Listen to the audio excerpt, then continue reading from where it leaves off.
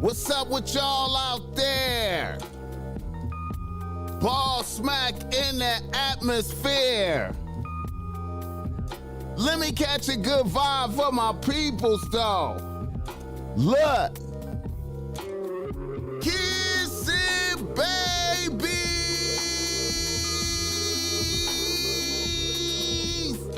and shaking hands, man.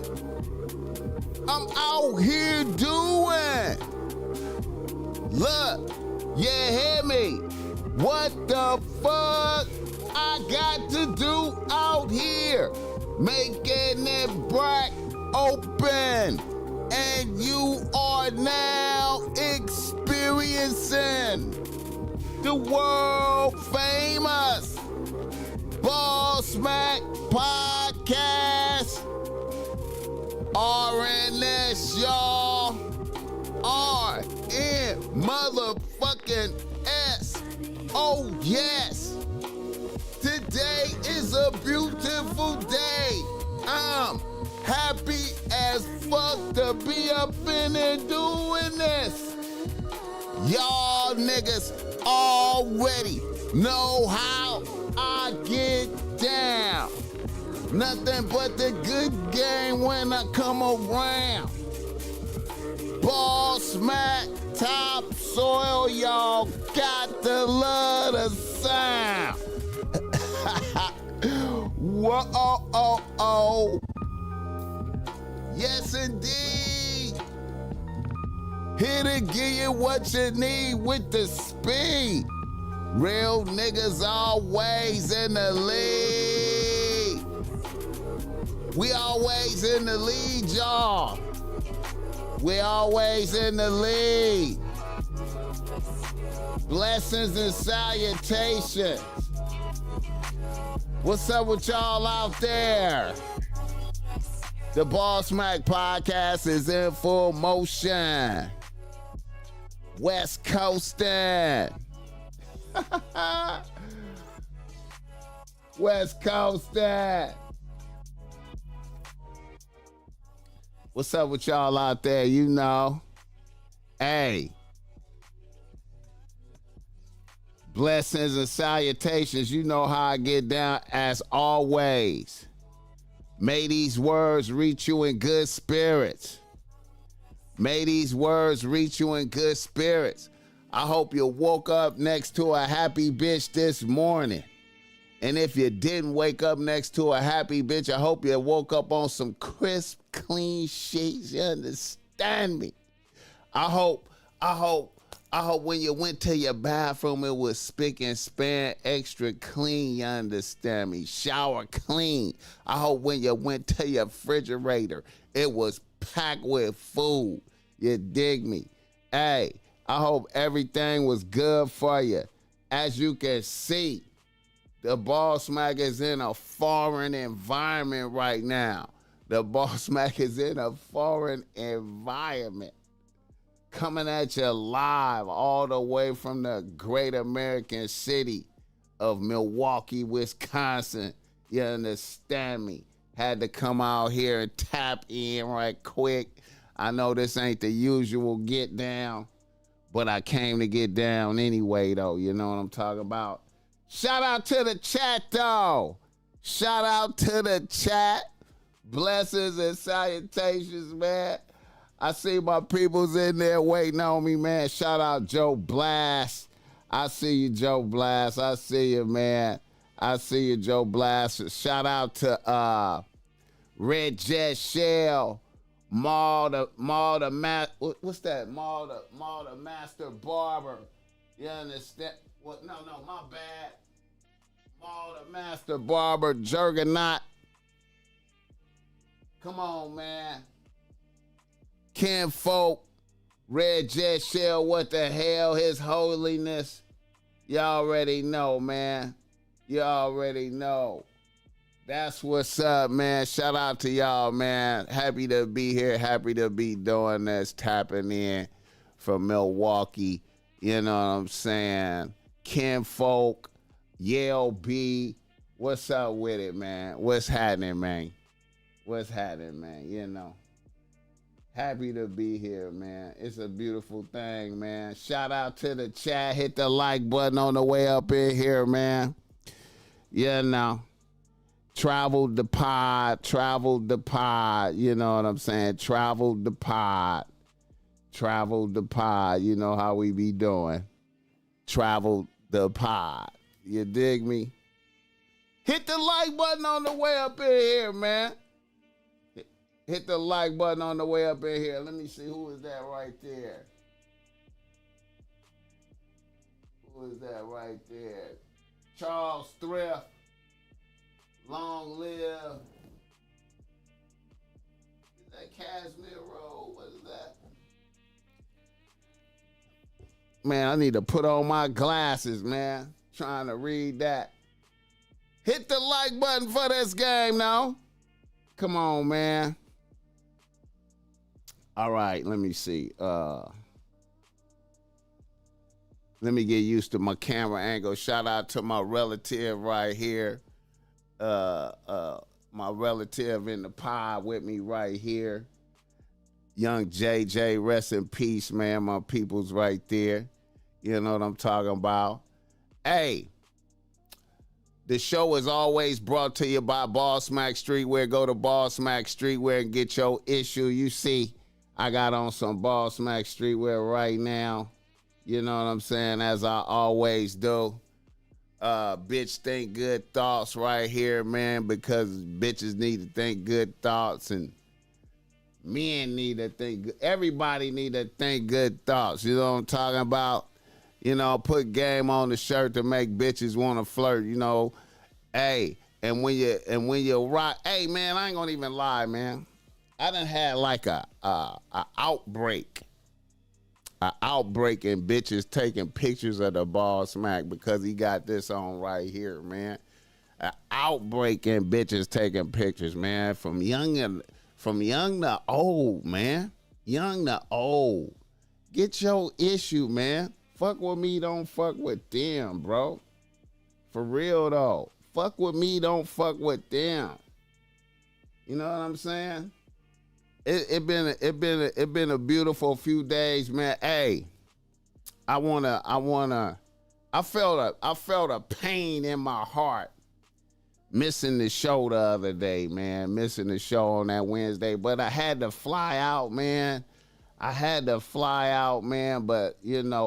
I felt a great pain in my heart missing the show, man. I can't even explain it, man. I felt like I was missing work like a motherfucker, man. And, I just want to let motherfuckers know that, I fuck with y'all. You know what I'm saying? Let me see. I just want to let y'all know, I fuck with y'all, man. You know what I'm saying? But I'm here, though. I'm here. The Friday show is right on time. Also, we most definitely doing another show tonight. We doing another show tonight. We doing shows tomorrow, man. Couple shows tomorrow. You know what I'm saying? We gonna be squeezing in some stuff, man. I got some people coming in, It's a beautiful situation, man. It's a beautiful situation. Shout out to the chat. Hey, it's a beautiful situation, man. Wayne Williams in this motherfucker.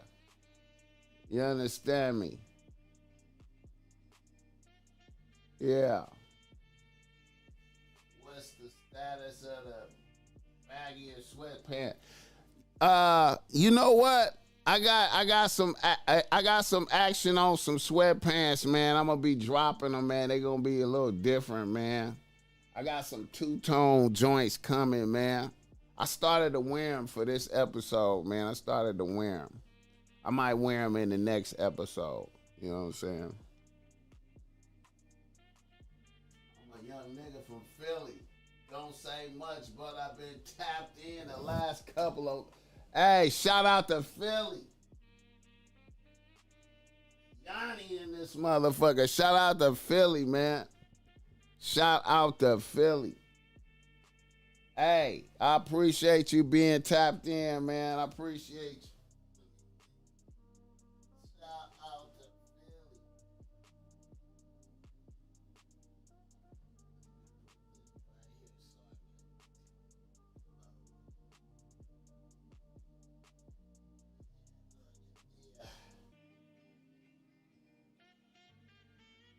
Philly. Yeah, and I'm gonna drop the boss. I'm gonna drop the tank tops, man. I got the tank tops on deck. Soon as I get back, man. Soon as I get back, I'm gonna drop that. I got a whole lot of shit I gotta drop. Joe Blast, I appreciate that $7, man. I appreciate that. That seven is that good luck number right there. That's that good luck number.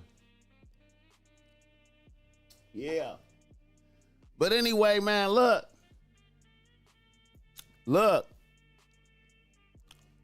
I hope y'all had a good Juneteenth, man. I hope Juneteenth was up for y'all, man. You know what I'm saying? I hope y'all had a good Juneteenth celebration. The BossMack show did have a good Juneteenth, man. I'm gonna tell you, man.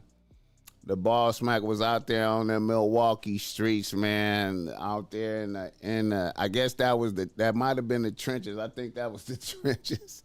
I think that was the trenches. I threw up a clip on IG, man. I was out there, man. It was a multitude of black folks out there, man. It was a beautiful situation, man. Out there vibing with the peoples, man. It was hot and muggy out there. You know what I'm saying? It was super hot and muggy. You know what I'm talking about? And then all of a sudden it just started raining. Like it just went from hot and muggy to raining right quick out there. But look, but look, but look. Y'all know the BossMack was out there moving around in the Juneteenth streets out there, man. I had a couple of people to fuck with the podcast pull up on the BossMack. Shout out Charles out there, man. Shout out to Charles. He pulled up on me like, nigga, what the fuck? BossMack is out here with us, nigga, on Juneteenth. I felt that shit. I was like, hell yeah, that's what's up, man. Have a motherfucker recognize. Then somebody walk by talking about bless that bitch. I was like, what? Oh shit. I appreciate that. It was a beautiful thing, man, you know. It was a beautiful thing. Juneteenth was lit out there, man. Hey, Milwaukee is wild, man. Milwaukee is wild, bro. All I can say is, hey, the YNs was out there, bro. The YNs was out there, bro. The YNs was out there. Hey, man, I can see why the killing. Hey, man, I can see why the killing is super high in Milwaukee, bro. The YNs was out there. They was, man, it was, hey, I seen different levels of griminess out there, man. I seen a nigga with one shoe on and one slide on out there, man. I seen a nigga with one shoe on and one slide out there, man. These niggas out here, man, the youngins out here, man, specialize in being outside with no shirt on. Like motherfuckers be outside with no shirt on. Niggas, it be like I seen like a group of 4-5 niggas mashing with no shirt on, with sagging jeans, with sagging jeans, you know what I'm saying, with no shirt on, mashing. I'm like, man, everybody was out there though, man. It was like everybody was out there. It was like law enforcement. It was like all the different parts of black culture was out there. It was It was all the fraternities and sororities was in representation out there. All the black frats and sororities was out there strong. All of them. All of the professional black people was out there strong. But the YNs was listen, the YNs was out there deep. The bitches was out there.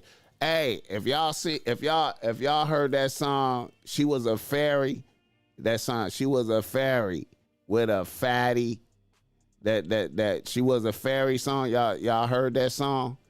All the bitches look like that. All the bitches look like She Was a Fairy. I seen about 50 Maya P's out there, man. I was like, what the fuck? Man, Ray Gun, I appreciate that $2, man. One shoe and one slide is, hey, bro. I'm mad I didn't get a picture of that. I took a lot of pictures out there, man. Niggas, it was a vibe, man. I felt good being out there though, man. I felt like, even though, see, the BossMack was born here. You know what I'm saying? The BossMack was born here, so I feel like a connection. You know what I'm saying? I just feel connected like a motherfucker, man. I just was like, yo, man, I'm out here with these niggas, man. I'm out here with these niggas. I felt connected like a motherfucker. You know what I'm saying? I was like, man, young cats. Pete Rogers in this motherfucker.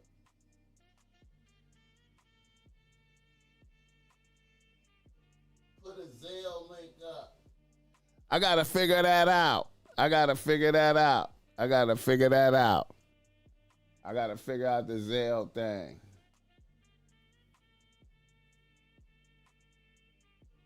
They all shape.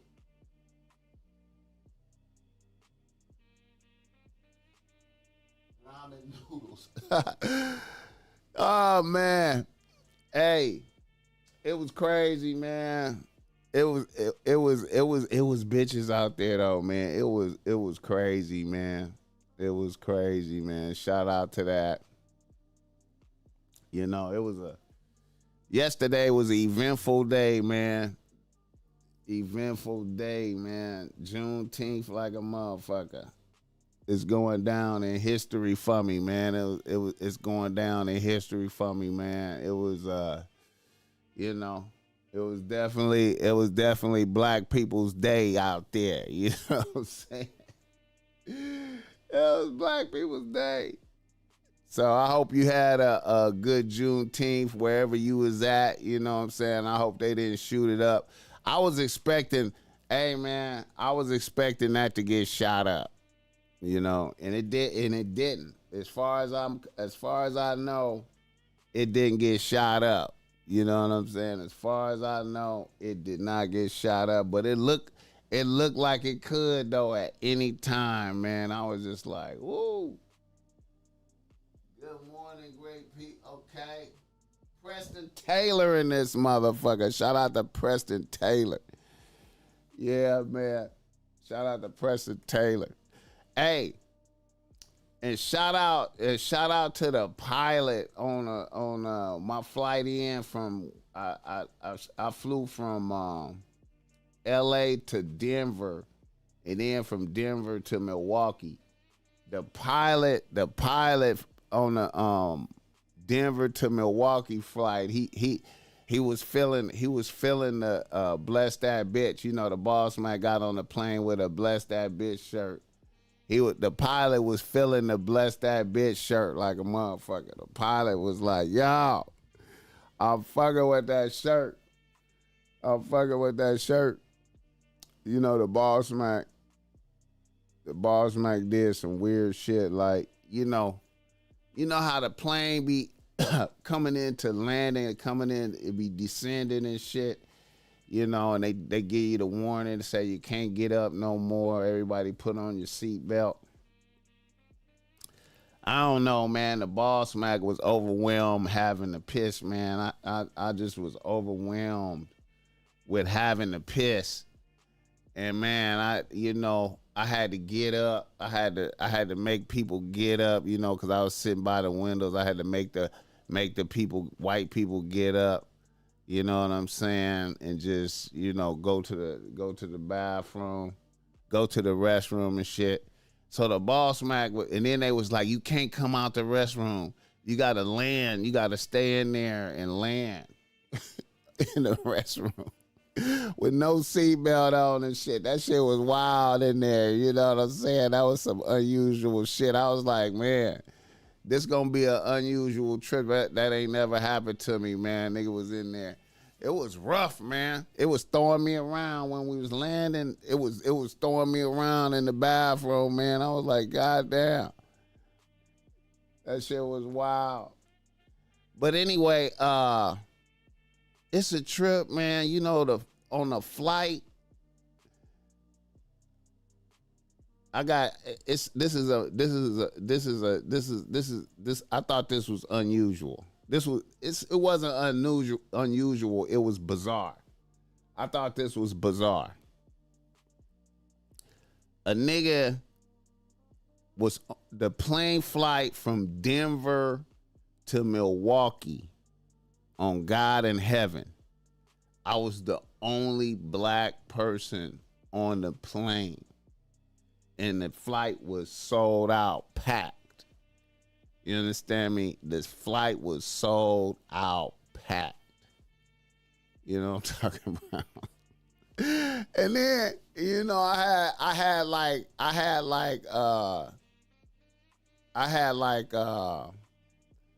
what they call that priority board, and I was like I could be like the first motherfucker to get on the plane type shit. So, I got my good seat. Nigga, didn't nobody want to even sit by me. I was like, oh, this is dope. All the white people, they did not want to sit by me. It took the whole plane had to get full. Motherfucker sat by me. I was like, dude, and it was all white people on the plane, man. All white people. And I was like, this is the essence. I was like, how I am on this plane is the essence of the state of Wisconsin. That's how the state of Wisconsin is. The whole state is white, right? And it's just a little bit of black people, but they all in Milwaukee concentrated. You know what I'm saying? That's how I felt on the plane. Shout out to Kenny Blanco for that $10, man. Hey, the setup is crazy. The lighting is on point. Blessings. I appreciate that. I'm glad you fucking with it, man. I had to pull it together, man.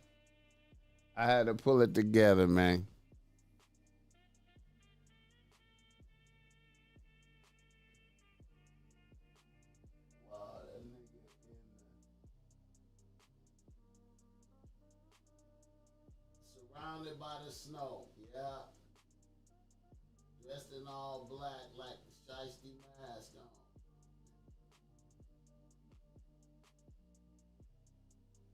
Yeah, man. It was a hell of an experience, man. You know what I'm saying? Then I went and seen my shout out to my relative, Mr. Nate, you understand me? Went and see him do some comedy last night, you know what I'm saying? He did a little comedy show. So I thought that was dope, man, to pull up and then your family doing a comedy show and shit like that. You know what I'm saying? Right now, I'm at Sharon Stone crib. This is Sharon Stone's crib that I'm in right now. Y'all remember Sharon Stone on the pod? You know what I'm saying? This is her crib, her hookup. If you ain't checked out the Sharon Stone episodes, she in like three episodes, you know what I'm saying? I was out here like about a year ago, exactly. And I ain't even do that on purpose.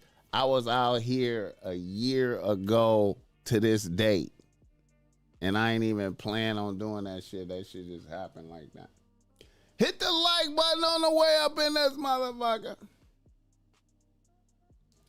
But yeah, man. Shout out to the chat. Blessings. Yeah, man. Juneteenth, man. A day for the books, man. It was like a historical day. Did a whole lot yesterday. Went to the 42nd Street Bar and Grill. You know what I'm saying? Went over there and politic with Keita. You know what I'm talking about, Keita and Tasha. Shout out to them. It was packed up in there. Okay, and I think we gonna have some. I think I'm gonna have. I think I got some good guests coming in later on tonight. I think, and tomorrow for sure. Tomorrow for sure. I know we doing 2 shows tomorrow for sure, because it's a lot going on, man. Hit the like button for this gang. BossMack, the original. Good afternoon. Cape Town, South Africa in the house, man. Sir Layman.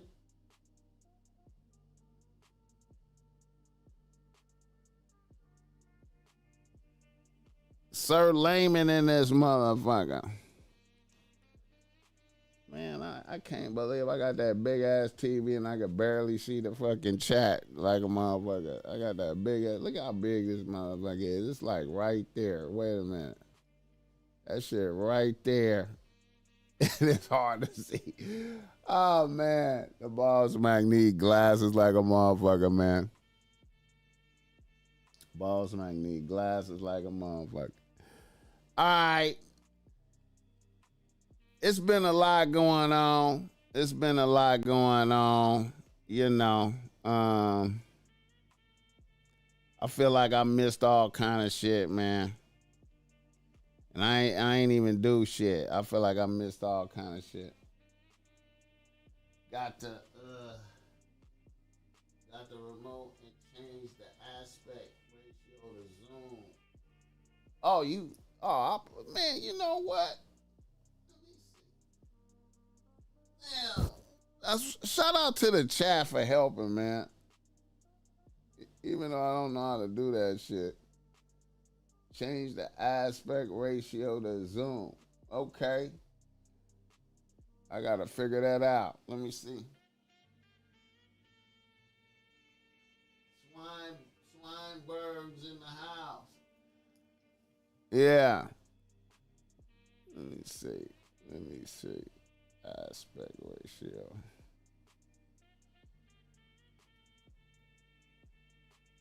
That shit tight, man. I gotta figure it out, man. This remote is like super simple and shit. She got Roku TV like a motherfucker, man. Hit the like button for this guy. All right, niggas in the nose. It's in the setting. Picture size. Let me see. Let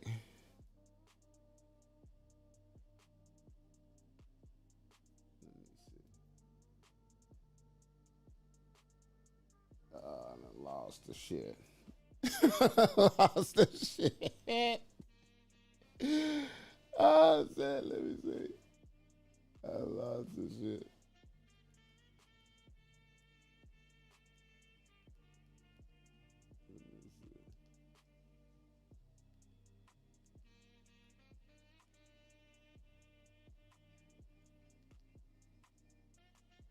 I done lost some shit.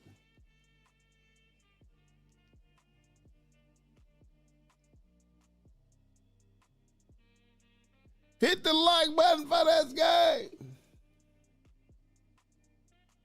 Let me see.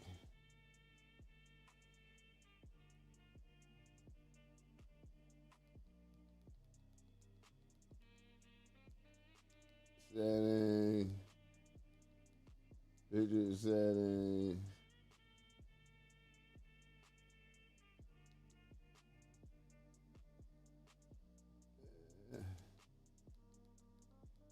Brightness.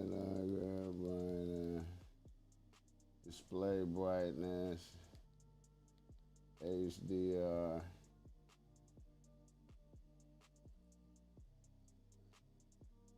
Yeah, man.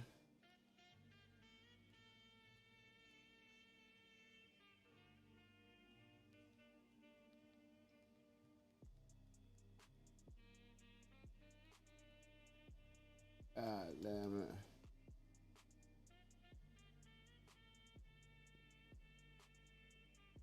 Hit the star on the remote. Ain't no star on the remote, man. This is some simple shit, man. Let me see. This is some simple ass shit right here, man. Settings. Picture settings.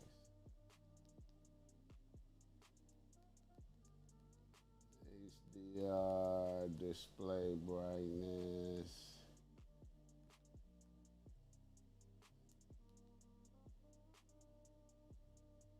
It's already brighter. Guess mode. No.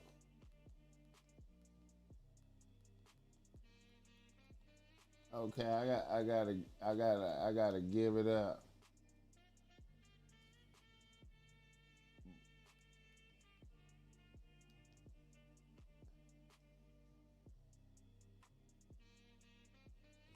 I tried, man. Hit the like button for this game. All right, let's go through some of this shit, man, that I saw on here. I appreciate His Holiness for trying to help me, man, but god damn it. It took me hours. I was stuck hours in here setting up this shit because I couldn't even get the computer to connect to the TV and shit because I had a new HDMI cable. I had one of them 4K HDMI cables, $100 and some HDMI cable hooked up to the other laptop I got is old, so it didn't even recognize the 4K. I couldn't even figure that out. Nigga, we was in here for like 4 hours and shit trying to hook shit up. Had tech specialists in this motherfucker. It was like, oh yeah, your shit is fucked up because that computer ain't shit right there. Hit the like button for this game. But we got that shit working, man. After a while, you know. We got it working. All right. Niggas in the news. Niggas in the motherfucking news. Shout out to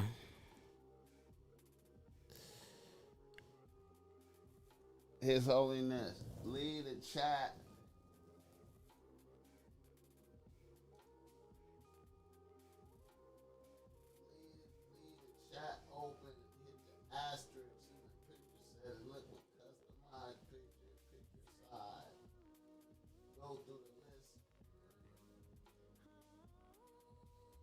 See, you got that. You got a whole nother TV over there, man. You got a whole nother asterisk. Wait a minute, hold on.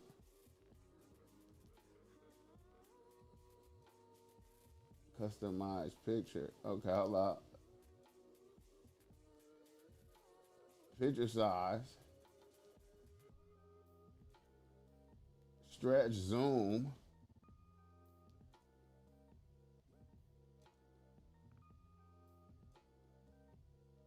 Okay.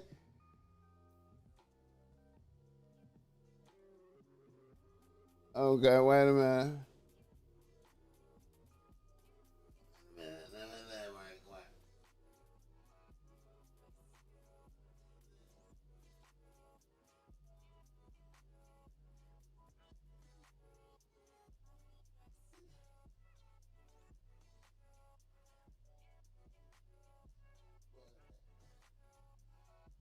Okay, there we go.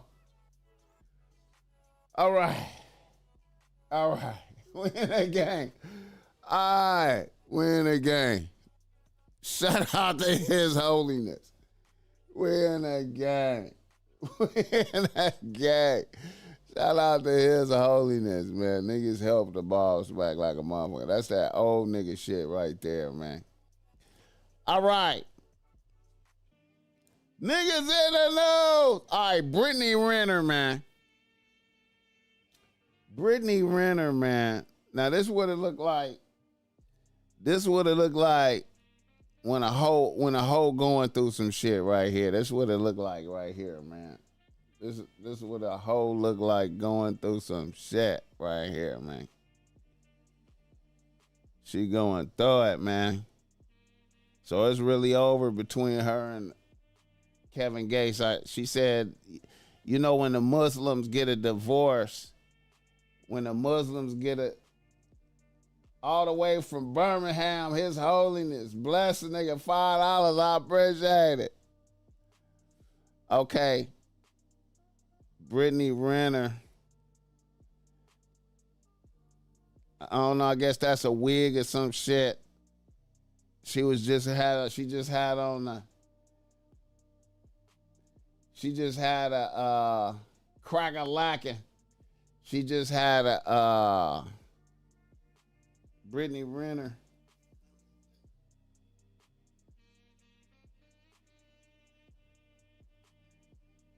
Mr. Bogart in this motherfucker. Brittany Renner just was wearing she was just wearing the Muslim shit. She was just wearing the Muslim shit. It's over now. Kevin Gates done fucked her mind up. Kevin Gates. I wore cornrows under my hijab. It's over. It's over. KT in the building. Brittany Renner said, fuck that. Kevin Gates done drug her through the grease, through the hot grease. Kevin Gates. Oh my God. Damn. I feel bad for the next nigga that fuck with her. The next nigga that fuck with her is getting slaughterhouse. He better be ready. The next nigga that fuck with her better be ready. Hit the like button for this game. She back in thought mode, Ken folks. She back in thought mode. She back in thought mode. It's over for the Muslim shit. She back sucking dick. Yeah. Yeah. Shout out Joe Blash. Yeah. I felt the racism, man. I felt the racism. It was, now I'm saying the pilot was feeling the shirt. The pilot was like, oh man, I'm rocking with that shirt right there. But it was some mad white bitches looking at me. It was some white bitches rolling their eyes at me. I was like, yeah, bitch. Yeah, bitch. Giving up Islam for the square whole life is diabolical. For the hey man, she had no choice, man. The 11th, Wayne Williams. See, I don't even know how Kevin Gates did that. I think Kevin Gates came to grips with that. See, at the end of the day, Kevin Gates had to come to grips with being the 11th nigga. You know what I'm saying? Kevin Gates had to come to grips with, I'm the 11th nigga around this motherfucker. You know what I'm saying? You walking there, you sitting courtside with a bitch. You know what I'm saying? Y'all, she got on a hijab. You know, niggas cracking jokes like, yeah, she had that hijab on when she was sucking my dick. You know that. Kevin Gates is too great of a nigga that I can't understand why he did it unless it was for to go viral a little bit, but you know what I mean? I don't know, man. I don't know. That was weird to me. That was weird to me, you know. But see, that's the thing, you know. The boss might get a lot of criticism. The boss might be getting a lot of criticism, right? You know what I'm saying? A lot of niggas like to say the boss mic only like hood bitches, and it's a few niggas be like, man, boss mic only like hood bitches and grimy bitches, and that's and I like hood bitches, right? And then niggas be like, well, you always talking about the 11th nigga. You always talking about the 11th niggas, so the hood bitches be fucking all the niggas, right? But see, here's the thing, though. Here's the thing. The boss mac never pops out. The boss mac never pops out. The boss mac never pops out with a bitch where it's like, I never pop out with a bitch that where it's like 4-5 niggas I know done nutted on a bitch head. I ain't never popping out with a bitch where it's like 4-5 niggas I know nutted on her head. You know what I'm saying? See, Kevin Gates, when he pop out with Brittany Renner, he could actually go to an event, right? Like the Grammys or American Music Awards or the BET Awards or some shit like that, or Complex Con, anywhere. And it's gonna be 4 or 5 niggas there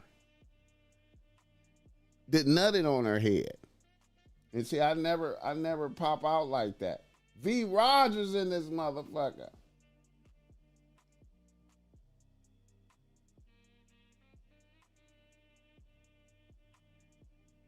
I never pop out. I never pop out with a bitch. A whole bunch of niggas could say they nutted on her head. You know what I'm saying? Never.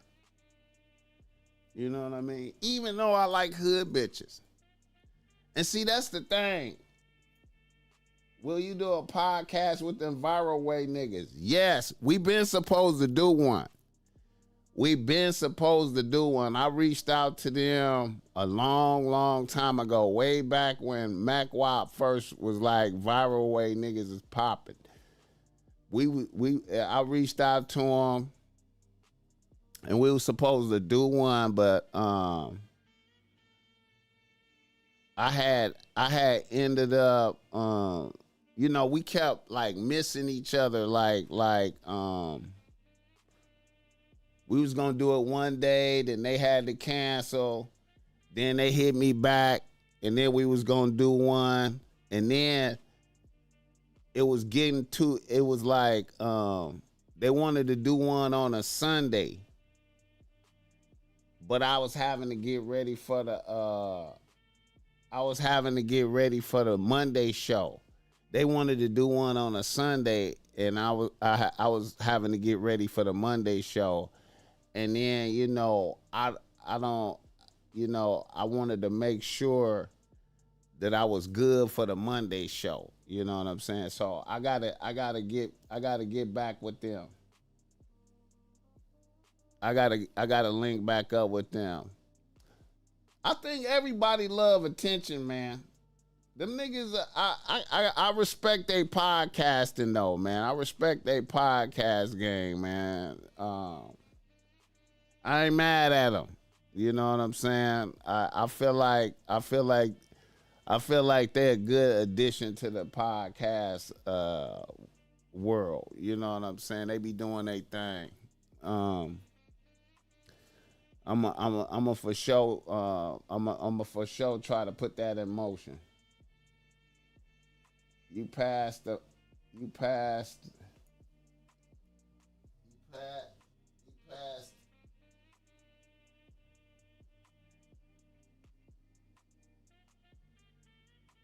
Crack a lacking. I don't know what you saying.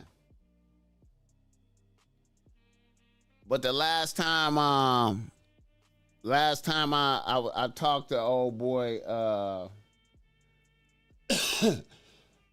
had to like I said, I had to get ready for the Monday show. And I was setting up some new I was setting up a new camera, and I added in like a new camera. You know what I'm saying? And I had to put that screen up on my that new screen up on the wall. Right around the time that I added the new screen to my wall, that's when they were supposed to come through. You know what I'm saying? And I was trying to do them equipment upgrades. You know what I'm saying? And then another thing too, man, learning you know, when a nigga be installing a new camera,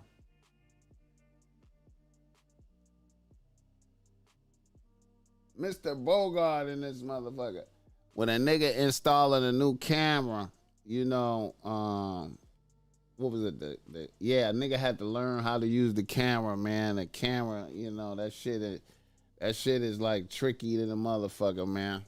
The camera shit is not, you know, the camera shit is not easy, man. You know, getting it adjusted right, you know what I'm saying, and figuring out all the little details and shit. So anyway, man, yeah, I'm gonna have them niggas in here, man. Hopefully they still down to come, you know. And then they had like a little run too. They had like a little run, all the no jumper appearances and shit. You know. Hit the like button for that guy. All right. Another nigga in the nose. This some weird shit right here, man. I saw. Let me see this other weird shit. Let me see. This other weird shit, man.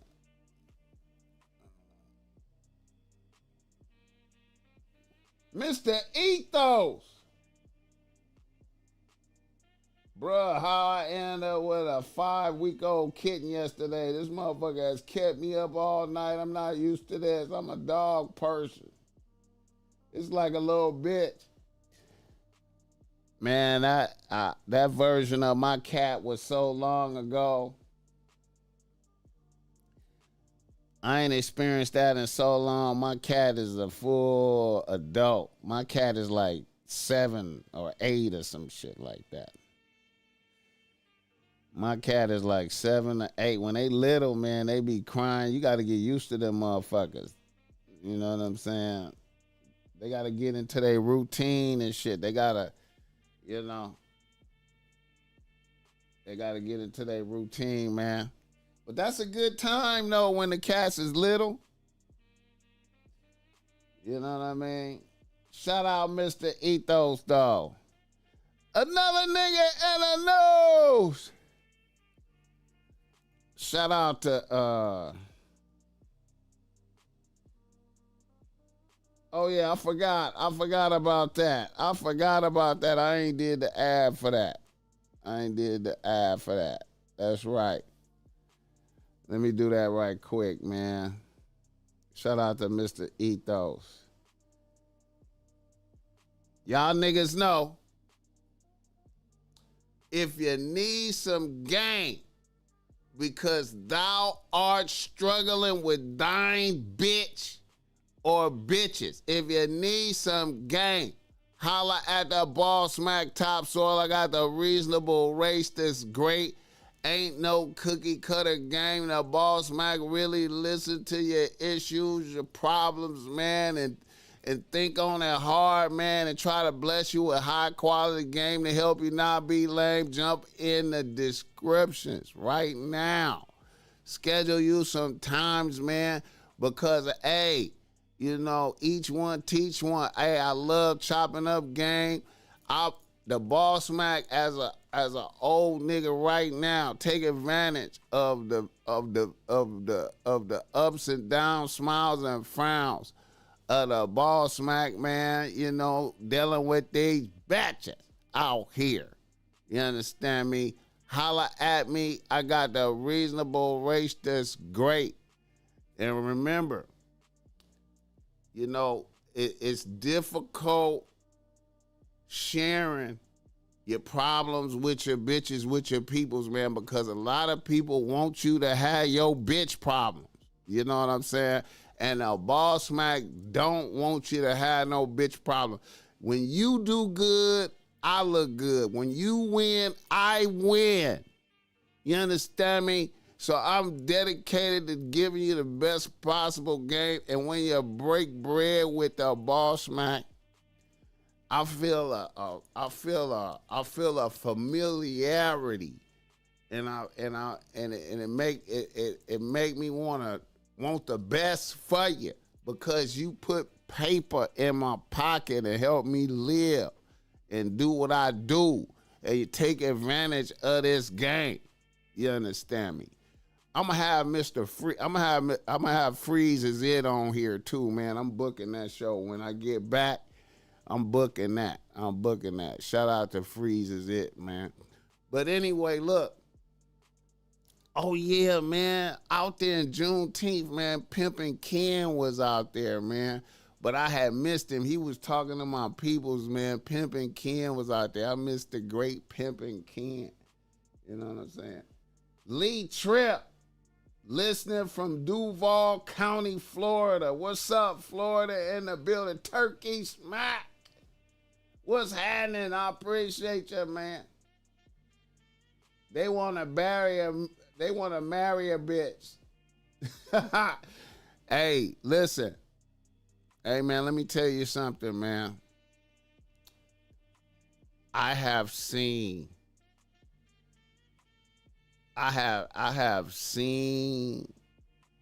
diabolical things. You understand me? Hey, you be surprised, man. A lot of niggas, man, you be surprised. You know what I'm saying? If you's a nigga out there with 2-3 bitches on the team and your man's over there got one bitch, you best believe a motherfucker feels twinges of jealousy. You understand me? Do not disclose your bitch problems to your peoples, man, because I'm trying to tell you, you never know what lies in the depth of the next nigga's heart. You know what I'm saying? Niggas be coveting your bitch like it say don't do in the Bible. It's you know how it you notice how that's one of the 10 commandments. Covet not don't covet thy neighbor's wife. Don't covet thy neighbor's wife. You understand me? You notice how that's in the 10 commandments. That's in the first 10. Don't covet thy neighbor's wife. Nigga, it's some of your homies is coveting your bitch. And when you tell them niggas, man, you over there with 2-3 bitches and he know it, you been bragging to this nigga about your bitches, and he over there with one bitch, and then you tell him some problems. Man, I have seen many niggas circle back around. I have seen niggas that was friends from the sandbox. I've seen niggas that was friends from the sandbox share they bitch problems with the duplicitous homie, and the niggas circle around on some diabolical steal a bitch shit and leak the information and then go for the steal. You understand me? And then the bitch whole intention was to demonstrate to her main nigga how, nigga, you really don't have no homies. You think you got some homies, nigga, look what your homie did. Look what he did. I went on and a bitch be like, I went on and fucked him 3 or 4 times just to show you what he did. Now he talking about he loved me and I just shitted on him. I'm trying to tell you. And then niggas be ready to kill each other. Then niggas be ready to die. Niggas be ready to, you understand me?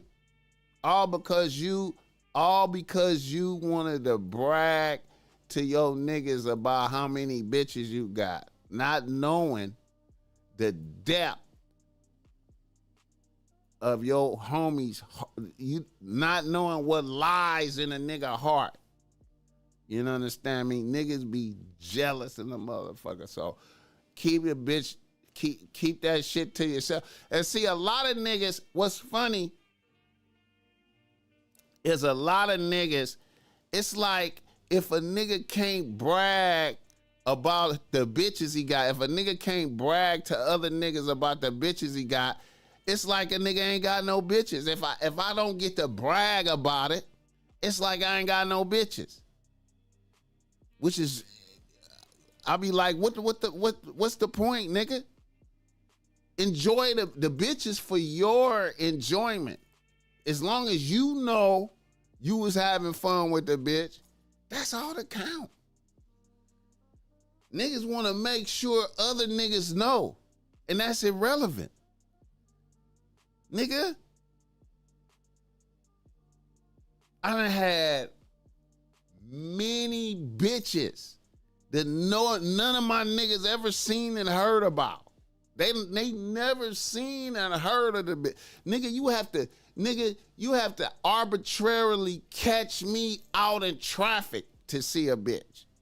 You have to catch me at a restaurant somewhere and be like, oh, BossMack, that's a bad bitch. Oh, yeah, she sure is, nigga.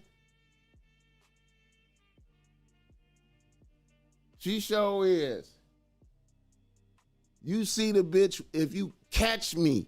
And I'm going to ducked off places that you don't know about. I'm trying not to go to, all you niggas want to go to the same restaurants and shit. I'm trying not to do that. I'm intentionally looking for shit that you don't know about. You know what I'm saying? Instead, I don't want none of y'all niggas seeing me. You know what I'm saying? I know that sound brazy. That shit sound brazy, man. Megan Davis in this motherfucker. Same thing goes with money. Exactly, technobility. Exactly, nigga. I don't know why niggas be doing that. That's the shit that fascinates me about niggas pulling out bankrolls and having money up like this and taking pictures with money. That's what fascinates me about that shit. That's what fascinates me. That be fascinating me. Hold on right quick, man. Let me.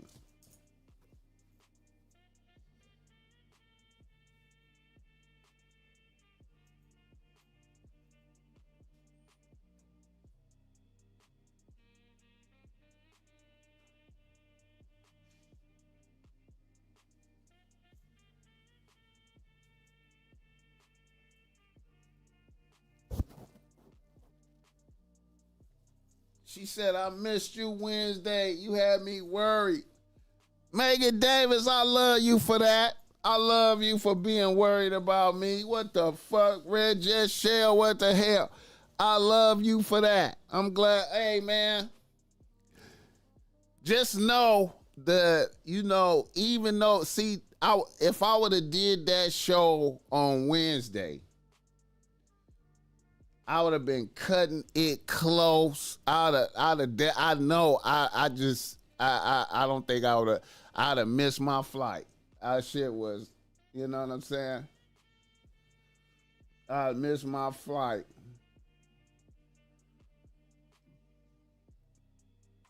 I'd have missed my motherfucking flight, man. I debated that.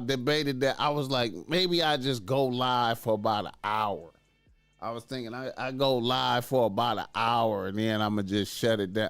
But then I was like, man, I can't go. I gotta. Red Jets, yeah, I appreciate y'all. Hey, shout out to everybody that niggas checked on me. Niggas called me. Shout out to niggas that checked on me. Niggas called me like, BossMack, what the fuck, nigga? You did not go. I was like, yo, man, I gotta catch this flight, man. I gotta catch this flight, man. You know what I'm saying? And it's summertime and shit. LAX, man. Summertime LAX is ugly in the motherfucker, man. The motherfucking TSA motherfucker. You know what I'm saying? Motherfuckers in there, you know, that shit packed. TSA motherfuckers hate their job. They're in there cussing. They're in there talking shit. No. Open up your backpack. Get your computer out the backpack. Take the shoes off. Take the hoodie off. Put the backpack flat. Get the everything out the backpack. No lotion. Get it out. Take your shoes off, man. I'm like, man, god damn, you got a fucked up job. When you see motherfuckers like TSA motherfuckers doing their job, that's some motivational shit. That's some motivational shit, like right there, man. I look at that shit. I'm like, man, I gotta, man, you gotta go hard. You gotta go hard. We don't see the thumbnail. We didn't see the thumbnail was gonna pull up. I was like, man, shit. Yeah, man. Shout out to the chat. Shout out to Red Jet Shell. What the hell? And Megan Davis, man. I fuck with y'all, man. I was like, man, the TSA motherfuckers, man, they got a fucked up ass job, man. TSA motherfuckers got a fucked up job, bro. But anyway, yeah, man. Jack shit in this motherfucker. Jack shit brazy, man. All right, let me see right quick, man.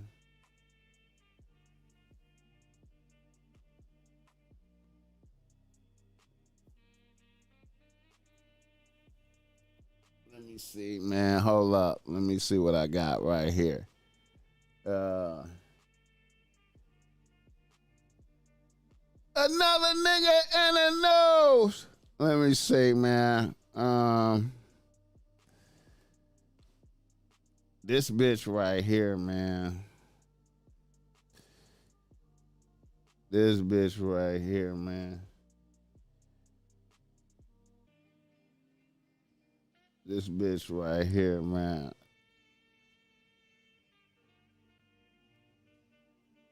This bitch right here. Wait a minute. Hold on.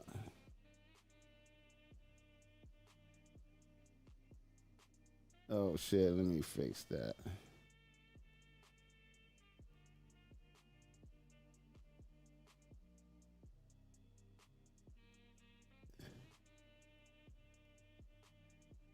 This bitch. Jesse LD3 in this motherfucker. All right. Drea Michelle in this motherfucker with young Jalen Rhodes.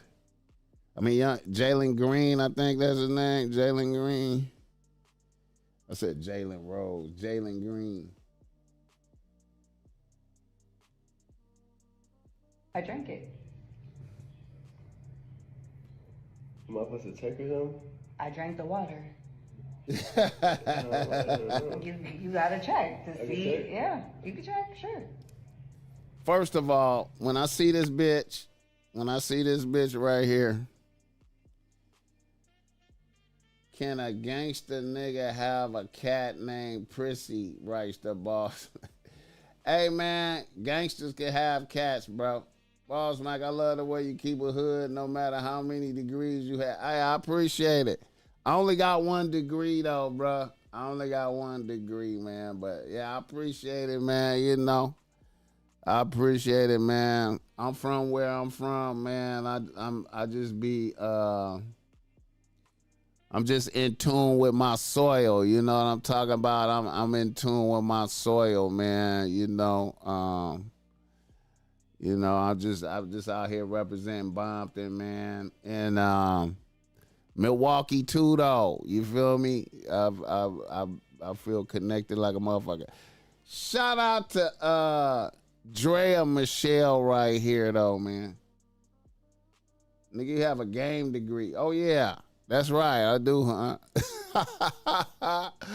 Ah, shit. I'm still trying to pursue more game. You know what I'm saying? Cause you learn new shit every day, like a motherfucker around this motherfucker. Shit, the jet was ready to hit Highway 5. 5. I ain't been on the 5 in a minute though, man. I need to get on the 5, man. Bobby Transparency in this motherfucker. That's what's up. 514, stand up. Yeah, man. I'm always in the pursuit of more game, you know. I'm always in pursuit of more game. That's all, to the deaf, learning new shit. You know, you never know. You know what I'm saying? We got to always improve ourselves, you know what I'm saying? You know, what progress have I made? Chuck Taylor in this motherfucker. All right, shout out to this bitch right here.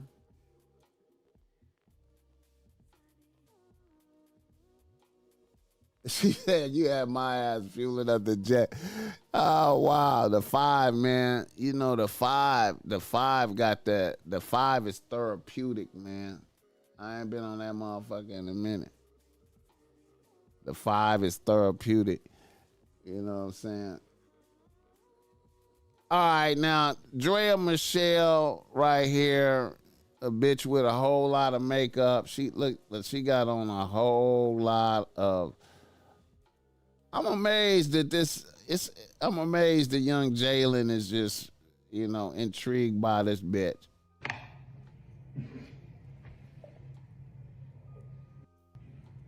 How you gonna get to the cup? Magic. Look at all that makeup that bitch got ready? on. Yeah, I'm ready. Go ahead. Okay. Whoosh. That bitch got on hella makeup. Don't laugh. Don't laugh. You can't touch that bitch face, man. She look good though. She do.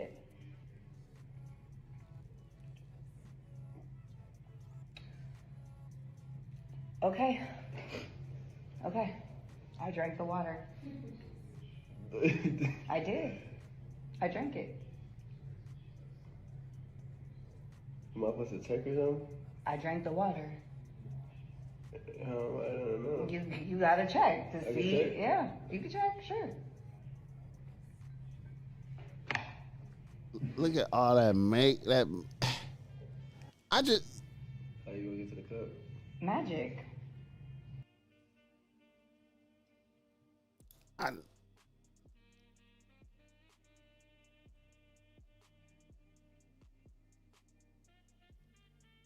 I mean,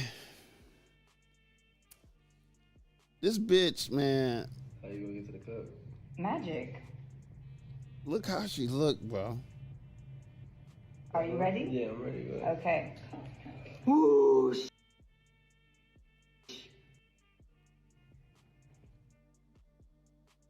Look at all that makeup, bro. He just outright look younger than that bitch. He just outright younger than that bitch. This bitch is just really hella makeup. But she did have a baby for him. She could be on the team, cause she be on the team BossMack.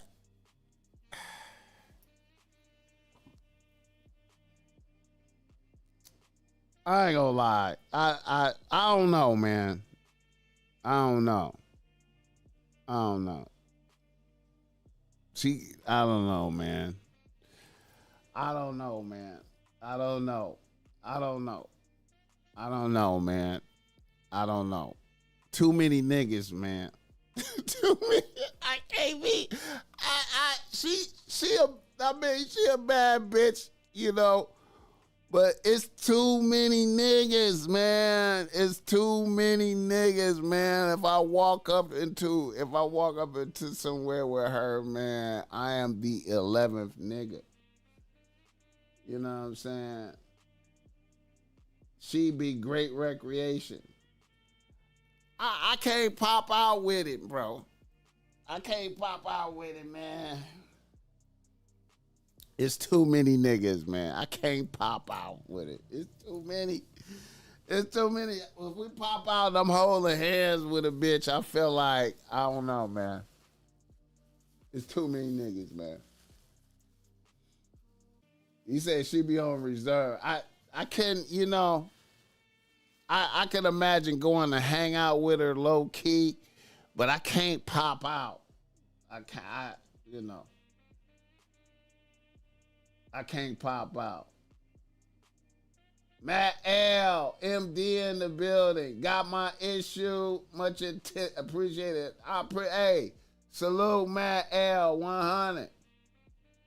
Her room and throat is a graveyard of male DNA. You understand me? Come on, Techno Bill. You already know, bruh.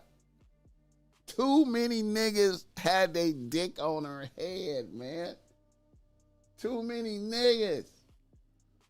And then, you know, and then when bitches be having that much makeup on all the time, man, it's like,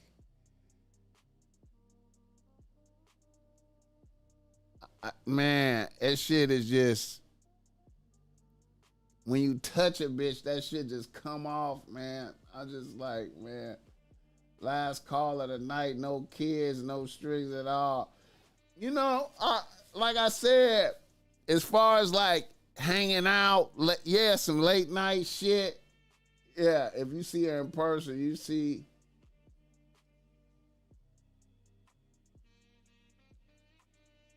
If you see her in person, you see she is bad and she could be on the team. Hey, man. I don't know, man. I don't know.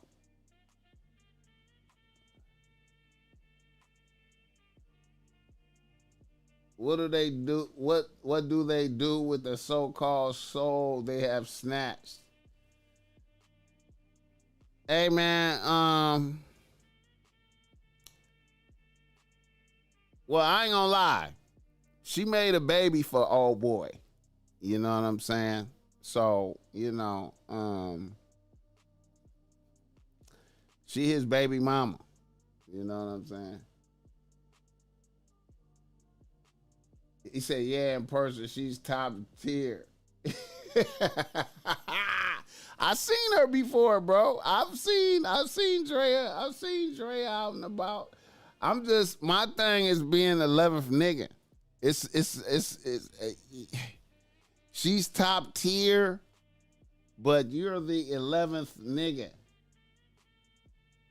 The jet was ready to fly over Compton. Hit the like button. Shout out Red Jet Shit. I appreciate that $10.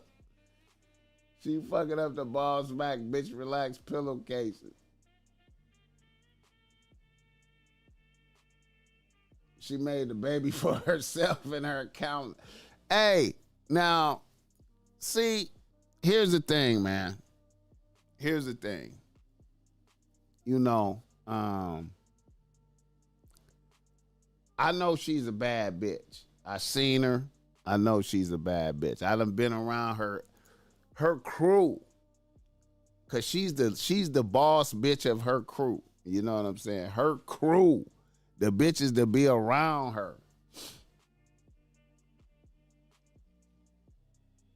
The bitches that be around her, you know, is bad bitches. You know what I'm saying? I remember one of them bitches had Big Baby as a slave. One of her bitches to be with her had Big Baby as a slave.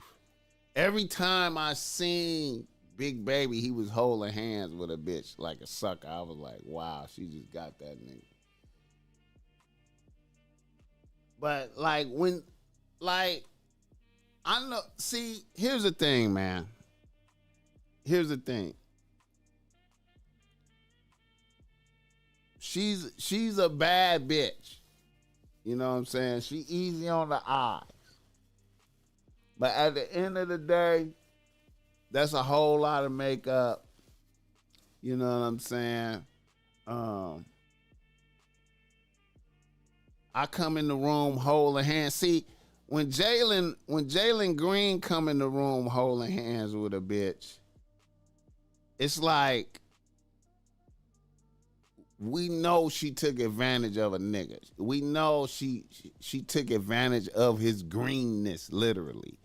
You know what I'm saying? And he's having like you know, very lascivious sexual experiences with a bitch. But as an old nigga, you know what I'm saying? If I pop out with her, you know, I should know better. You know what I'm saying? What am I doing? You know what I'm saying? I should know better. You know, we know he don't know better. You know what I'm saying? I'm not tripping. My ex was 20 years younger than me, so salute to the young energy in her life. Yeah, man.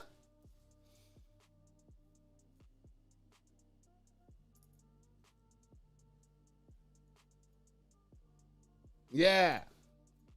Her crew of bitches is hey man, she 40, yeah, exactly. And see,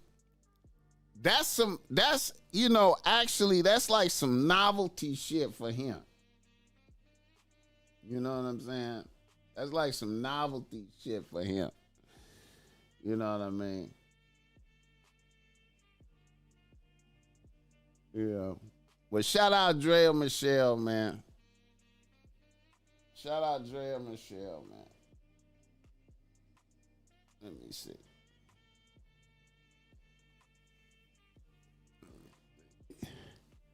All right. Hit the like button for this gang. Let me see if I can get another what else I had here for niggas. Oh yeah. Let's get right into it. Tyler Perry is in the news. Tyler Perry is in the news for being an aggressive homosexual. I mean, do I want to say that? For being aggressive homosexual. Tyler Perry is in the news. I saw Corey Holcomb talking about Tyler Perry. I saw Corey Holcomb talking about Tyler Perry.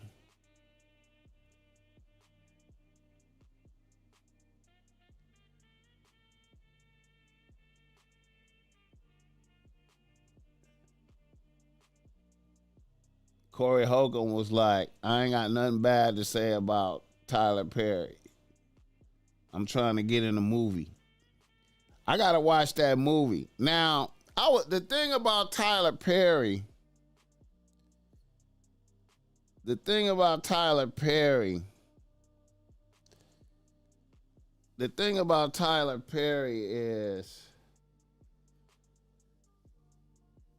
niggas got that movie out. I feel like it's good promotions for that movie. You know what I'm saying? I was wondering if we in an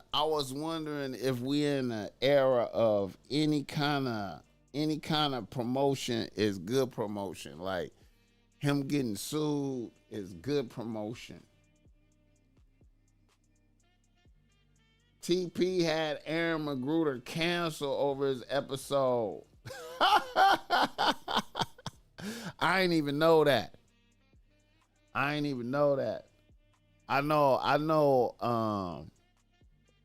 Corey Holcomb usually talk free shit about motherfuckers. Corey Holcomb be talking shit. Corey Holcomb was tiptoeing. He was tiptoeing around this right here. Now,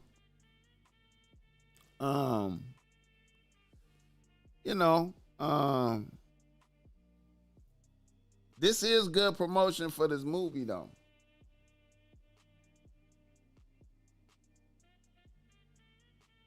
He bag on Vasa muscle.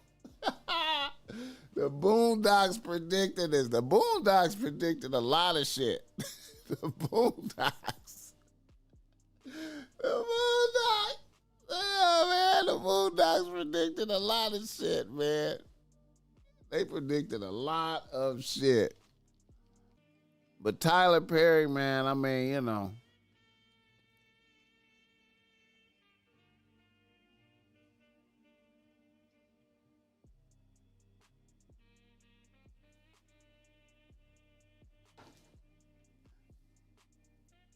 I feel like, you know what's all the clicks and views put eyes on your content. I saw Jim Jones saying he better than Nas yesterday. Yeah, I saw that. I saw that.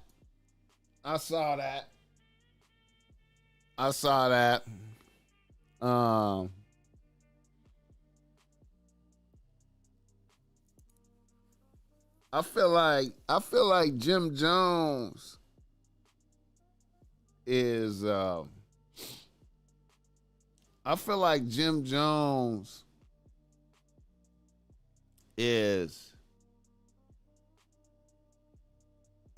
better at staying relevant to the youth than Nas is, if that make any kind of sense.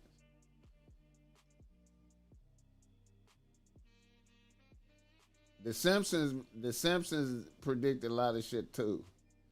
Jim Jones is good at staying relevant to the youth. You know what I'm saying? But as far as like critical lyrics, I mean, come on, man. But see, here's the thing. But the one thing about Nas that I kind of don't like is I don't know, Nas new music be I don't be feeling Nas new music like that. You know what I'm saying? And I don't know why that is, man. You know, I be wondering. Jim Jones shit ain't all that either. You know. Why it look like somebody colored Tyler Perry's hair with a magic marker? Because they did. They did. See, that's another thing, man. Why it look like somebody Megan David. Hey, see, you know what? See, and that's another thing, man. That's another thing issue I have with a lot of motherfuckers, man. It, you know.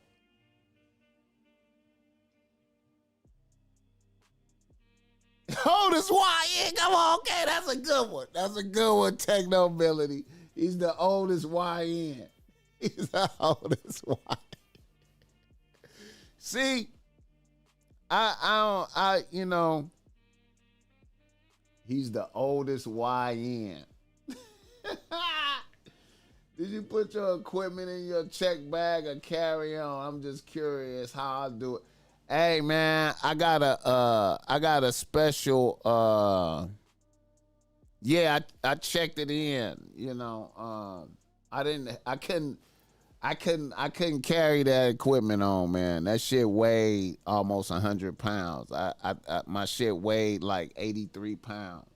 That shit heavy. I got a special piece of luggage for that. You know what I'm saying? And then yeah, I'm not feeling the. Hey, you know what? I feel like that clip shit is good. Yeah. I gotta listen to that whole Clips project, but that Lil Wayne is garbage, bro. That Lil Wayne is garbage. Lil Wayne is garbage.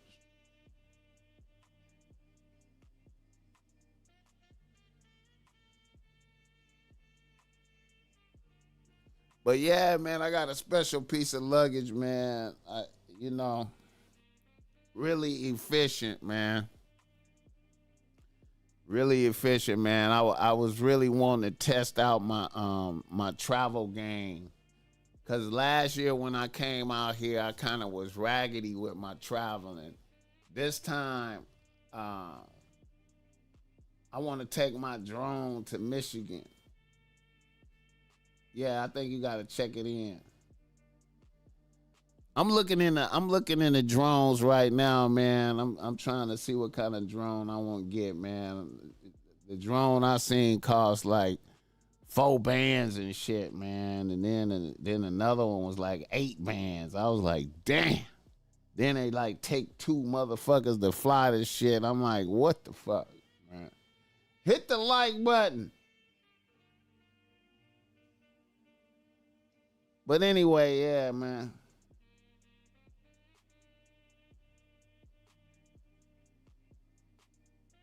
Hey, man, the Clips' new album sound kind of good though. You know, it sound, I ain't evaluated it yet, but I can tell you that Lil Wayne is I ain't feeling that Lil Wayne shit. But anyway, Tyler Perry, he done Beijing this face. You know, I ain't with the old motherfuckers Beijing. Yeah, I was looking at the DJI drones, man. I was looking at the DJI drone. Yeah, I was looking at the DJI drones, man. Yeah, I was looking at the DJI drones. I was trying to get a drone that could carry a Komodo red. You know what I'm saying? Cause I wanna get the. Okay, took my drone to Greece and the cat. They let you fly that in Greece, bro. They let you fly that in Greece, my nigga. You done had to get some special shit for that. I feel like they'd be like, you finna do some espionage or some shit over here, nigga. What you taking pictures of? Shout out to the 143 in the chat. They want drones.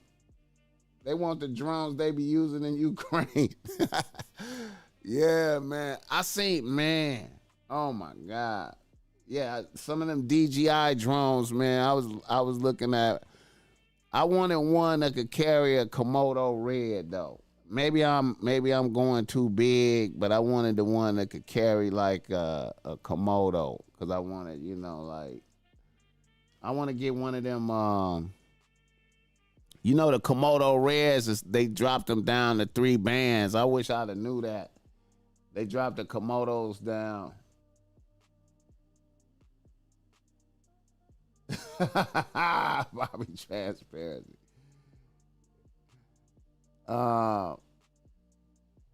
Yeah, I want to get one. Yeah, I wanted to get when the Komodo Reds dropped down to 3 bands. I was trying to get one. And then get a drone for that. You know what I'm saying? You know. Yeah, I was looking at the DJI drones, man.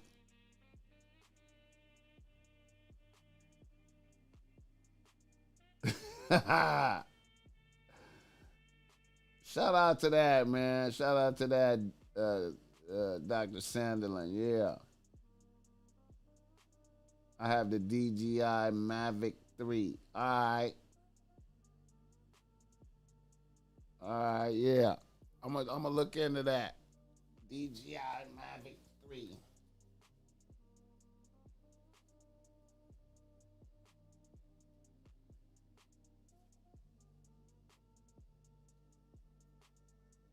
Yeah, I gotta listen. I gotta review that Clips album, and then I gotta check out this nigga movie. This nigga Tyler Perry movie.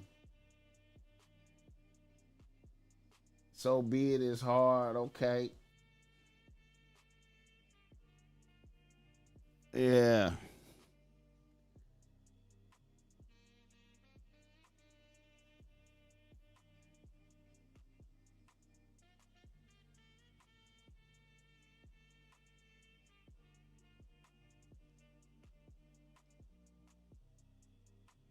Derek Dixon says it all started when Tyler Perry offered him a role in a TV pilot called Losing It.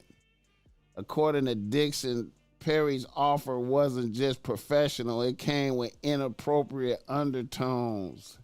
He alleges that Perry sent him suggestive text describing a personal relationship, calling it loyal but emotionally detached, and heavily implying sex was part of the deal. First assault at Perry's estate. In January 2020, Perry allegedly invited Dixon into his home in Georgia after a night of drinking. Dixon says he was too drunk to drive and ended up sleeping in the guest room. That's when he claims Perry climbed in the bed with him, groped him, and pinned him down while trying to remove his underwear. That's crazy, man. I don't understand how that didn't just erupt into all kind of violence right there to death. You know what I'm saying? Leaving him, he said, pinned him down trying to remove his underwear. Dixon says Perry told him to relax, just let it happen, leaving him frozen in shock. TP was flirting and bro was acting like he was with it for a role. He probably was. He thought he was. The second incident on a private island. Perry got a private island. Months later, during a cash trip to Perry's private island in the Bahamas, this nigga got an island. Dixon says things escalated. Perry allegedly groped him again, this time in front of people. I don't know how this shit don't just turn into violence, death. What the fuck? According to Dixon, Perry made it clear he didn't want anyone else touching him and warned him to stay away from other cast members. Threats to kill off his character. Dixon played Dale on Perry's show The Oval, a gay, homeless man who slowly found his place in the show. After Dixon began rejecting Perry's advances, he claims Perry threatened to write off his character eventually. Dale was shot 4 times in a cliffhanger ending, leaving his fate up in the air. Dixon says this was Perry's way of exerting control, either comply or disappear from the screen. To read the rest of the log on Baller Alert. Wow.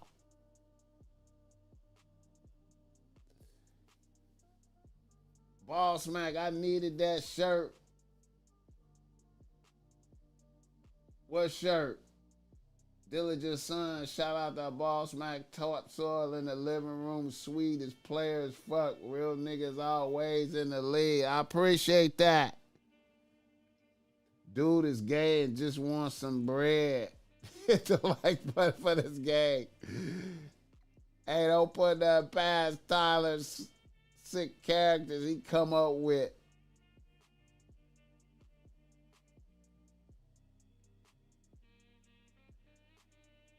I don't know, man. I feel like bro let Tyler Perry hit. Oh, he just got the text message. He got all the text messages. That's fucked up.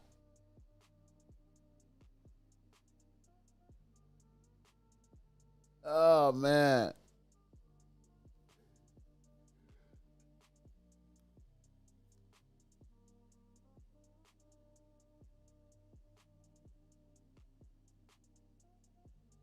Corey Holcomb told us you have to pay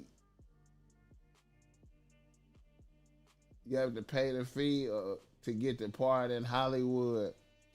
Yeah, man. Casino Flex. Yeah, man. You know, it is what it is, man. It is what it is.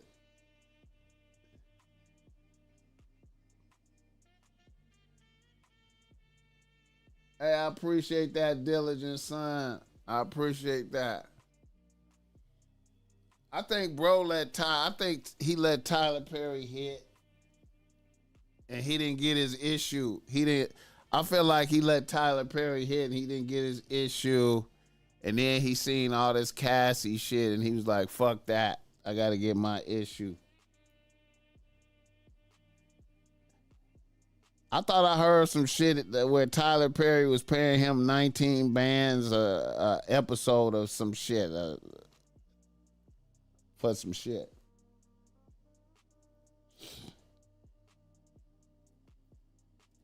Yeah, they trying to kill R. Kelly, man. I don't know what's going on, man. That shit is wild, man. They trying to kill R. Kelly, man. That shit is wild. I don't understand that shit. Damn, I've been on here an hour and 41 minutes already? God damn. What the fuck? An hour and 41 minutes? Master P say he retiring from rap. Y'all gonna miss Master P? He say he retiring. I didn't know he was still rapping. I didn't know he was still rapping. I miss the cat too, Red Jet Shell. I hope she cool. And I hope she don't claw up some shit because she mad.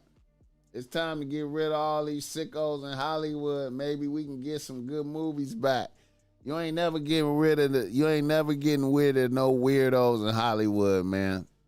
The name Hollywood is indicative of weirdo shit. Weirdo shit is gonna happen.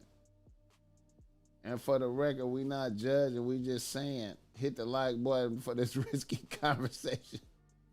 He retired 20 years ago. He said, y'all gonna miss Master P.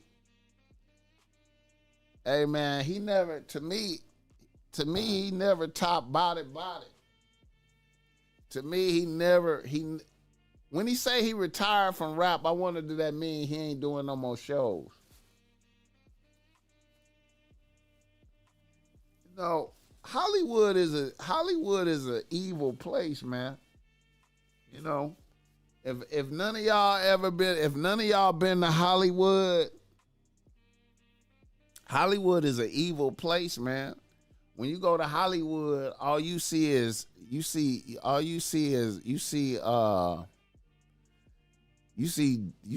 destroyed lives on the street. That's all you see is destroyed lives. You see motherfuckers out there destroyed. And then you see hella rich motherfuckers, right? You see hella rich motherfuckers, famous and destroyed lives. You know what I'm saying? That's what you see in Hollywood, man.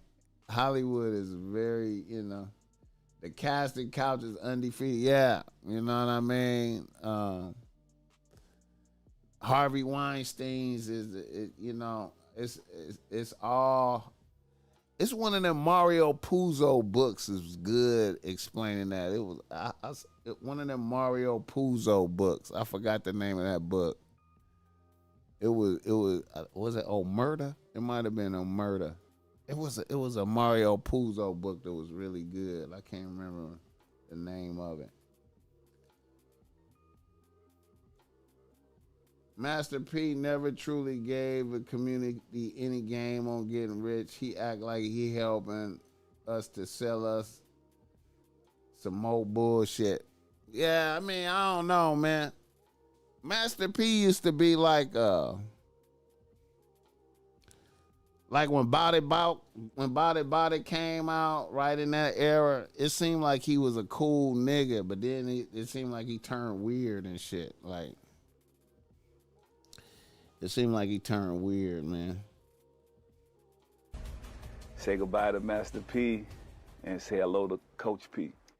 Coach P. Right there, New Orleans' own Master P officially trading in his microphone for the basketball court. Essence Festival 2025 will be his farewell performance. And WDSU reporter Shay O'Connor spoke exclusively with Percy Miller on his newest venture. The original T-Move. Percy Master P. Miller, legendary hip-hop mogul and founder of No Limit Records, says July 6th, it'll be the night to remember for fans. He says it'll likely be the last time we see artists from No Limit all together on one stage. Well, for me, this is a celebration, and this is me growing up. We're going to have fun. We're going to party. We're going to put on an incredible show. So you got to wear your black and white camo. Bringing his decades-long journey in music full circle. At 10. I'm telling people, say goodbye to Master P. In the place where it all started, New Orleans. I grew up in the Callio Projects, lived with my grandparents.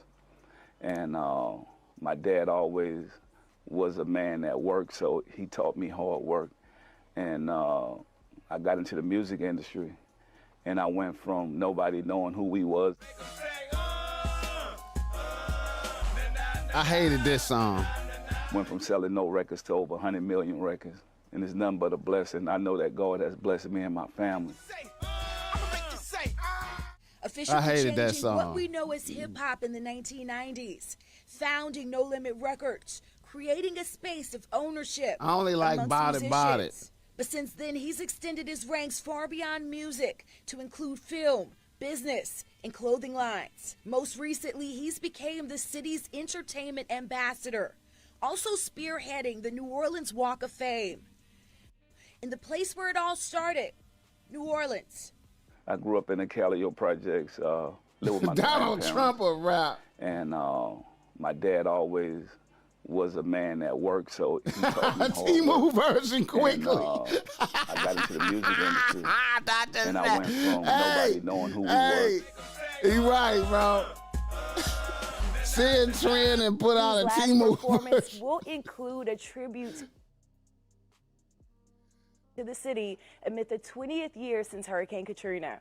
Back to you. And Shay, earlier last week, the Louisiana legislature Bout recognized the it. rapper by designating June 11th as Master P Day. They recognized him for all of his accomplishments and for being an ambassador for entertainment in New Orleans. Lawmakers also celebrated the UNO basketball I guess he ain't team, where selling Master P, cereal as and you shit heard, no more. is the president of operations. The rapper also teaches He cool on selling financial cereal. literacy to students from kindergarten through 12th grades. That cereal he was selling, it didn't do good.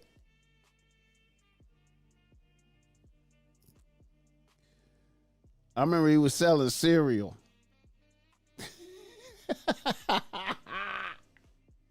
The Donald Trump of rap.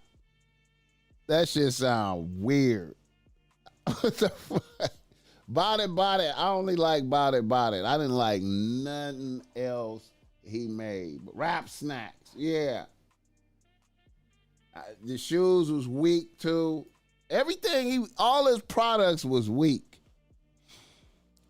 He was trying to, Master P selling the different products was like, that reminded me of like a nigga saying, I got a black business, so you gotta buy my shit because it's a black business type shit.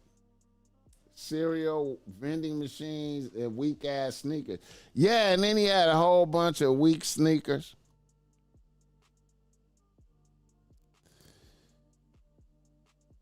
Let me hear Jim Jones talk this shit about Nas right quick. One Nas record.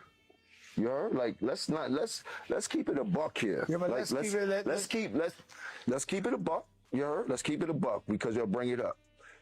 There must be some type of misconception. A lot of these rappers have done a tremendous job, and I take nothing away from them. But they forget I got a hell of a catalog. Me, Jim Jones, myself, gold records, platinum records, gold albums, platinum albums. No, me, Jim Jones. No diplomats, no nobody else. Me, Jim Jones. Check my track record, then check everybody else's track record. Then go to the billboards and check all my entries. Then check all them is that niggas' Fat entries and Joe? shit like that. And I'm not taking nothing away from nobody, but I hear the comparisons and the niggas be trying to act. Jim Jones have Ballin'. That's the only cut I know he got. Ballin', and that's Max B. That's Max B that's Max B to really make that song dope. It's Ballin'. It's Ballin'. It's Ballin'.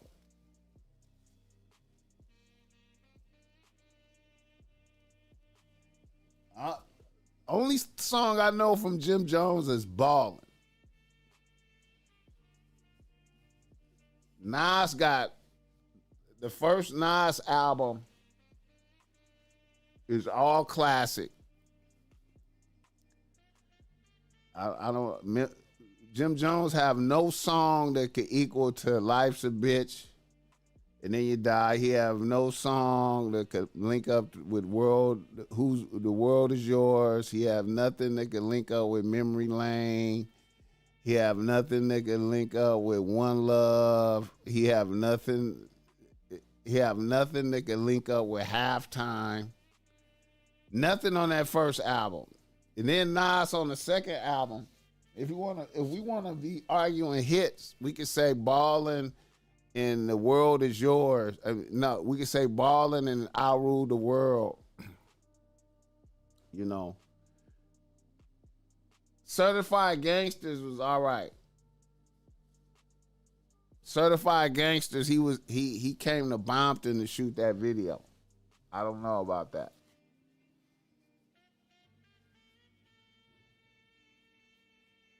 Yeah, he's more of a personality, exactly.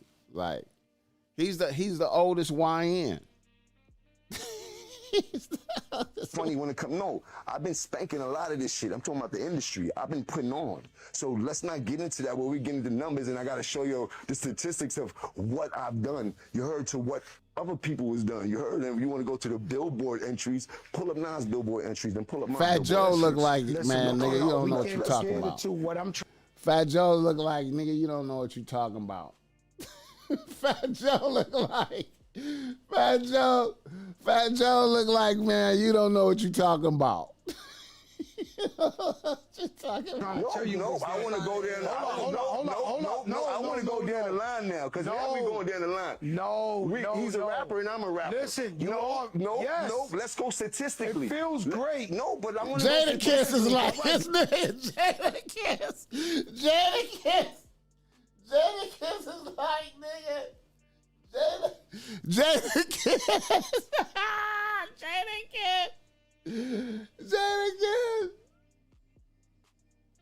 Yeah, because when people be like, I feel the same way. We all feel the same way. My numbers back up nothing. There's never is me. Putting me up against anybody. I'm taking me every time. Every time. Supposed to. Okay. My son can't tell you one Nas record. My son can't tell you one Nas record. What the fuck? Jadakiss facial expression, man. This nigga crazy, man. Nas' first 2 albums crush his whole career. Nas, the first 2 albums crush his whole career, man. This nigga out of his mind. He trying not to laugh. Nas' first 2 albums, nigga, and that's not even counting the Jay-Z, the Ether, and that album, the Stillmatic album, man, nigga, come on, man, this nigga. Shout out Jim Jones for even attempting to say some shit like that, man.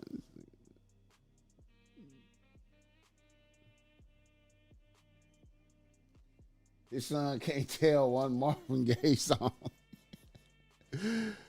Oh, shit.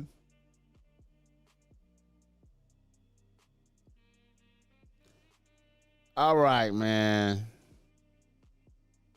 Let me see.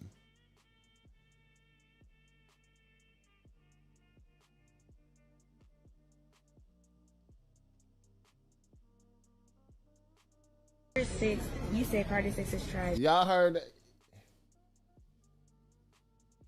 Stillmatic is better than his whole catalog.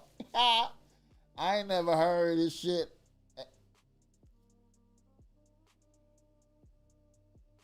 Yeah.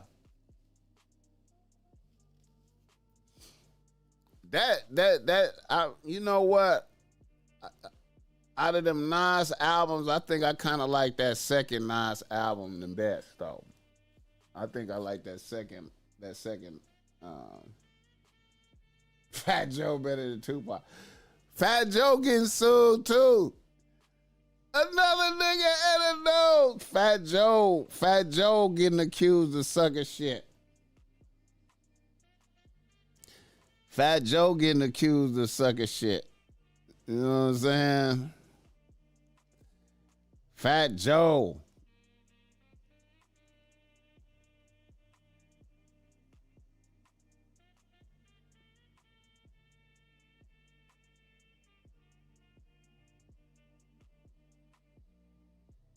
Yeah, Jim Jones, to me, he all right. He the oldest YN. He all right. Let me see.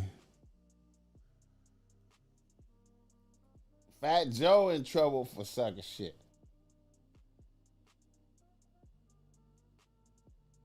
I think everybody just getting sued, man.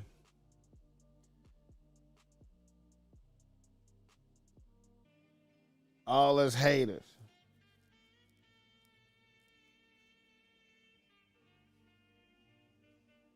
Let me see.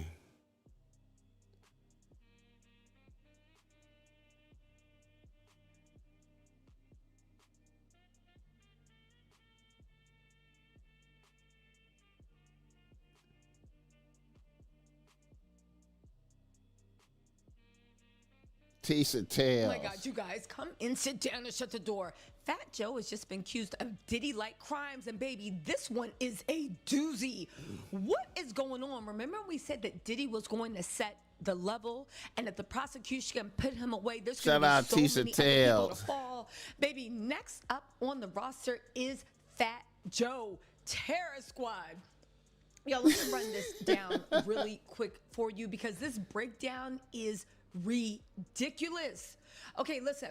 Here's everything that's in play. I had to take notes. There's so much. Let me run it down, then we're going to go on live and read the lawsuit. The main laws at play, RICO. They're trying to get him on a RICO Act. TVPA, Trafficking Victims Protection Act.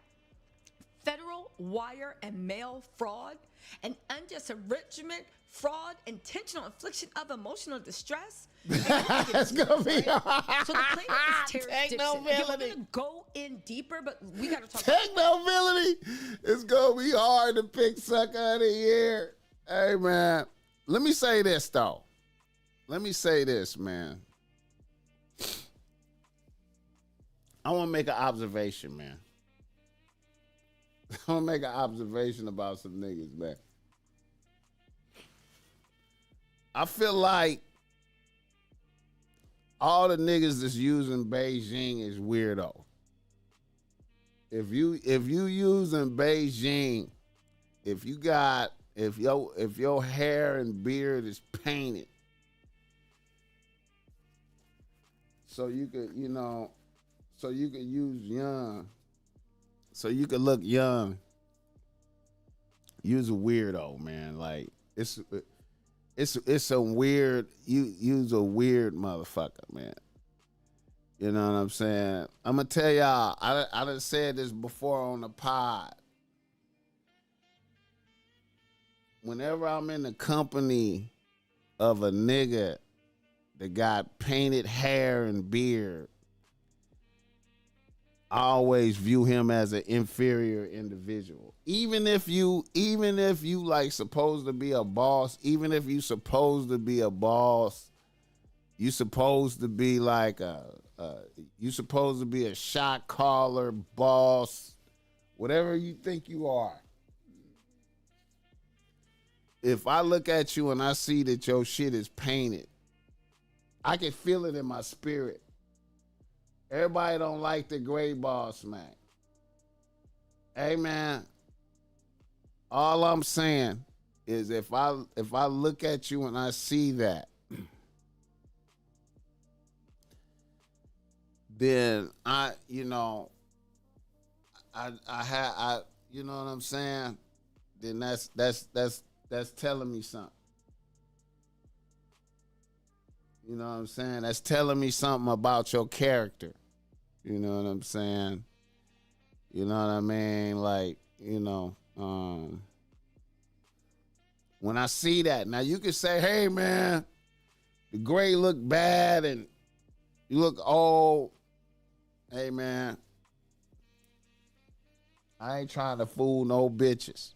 You know what I'm saying? I ain't trying to do none of that shit.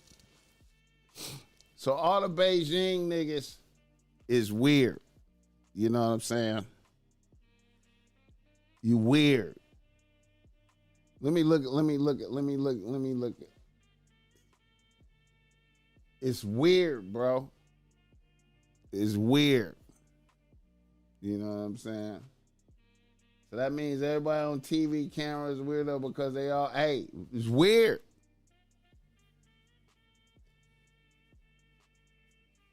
Opinions matter in America. Hey, man.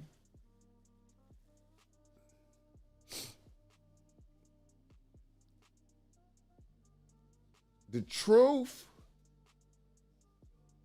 Gray look bad, cut your beard. If your gray look bad, hey, I don't even like Clayface. I don't like that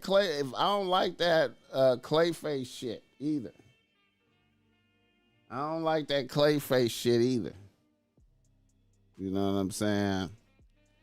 So I'm just saying, man. When you Beijinged up, you weird to me. I'm checking for your behavior patterns. Now I'm paying attention more closely to the shit you do.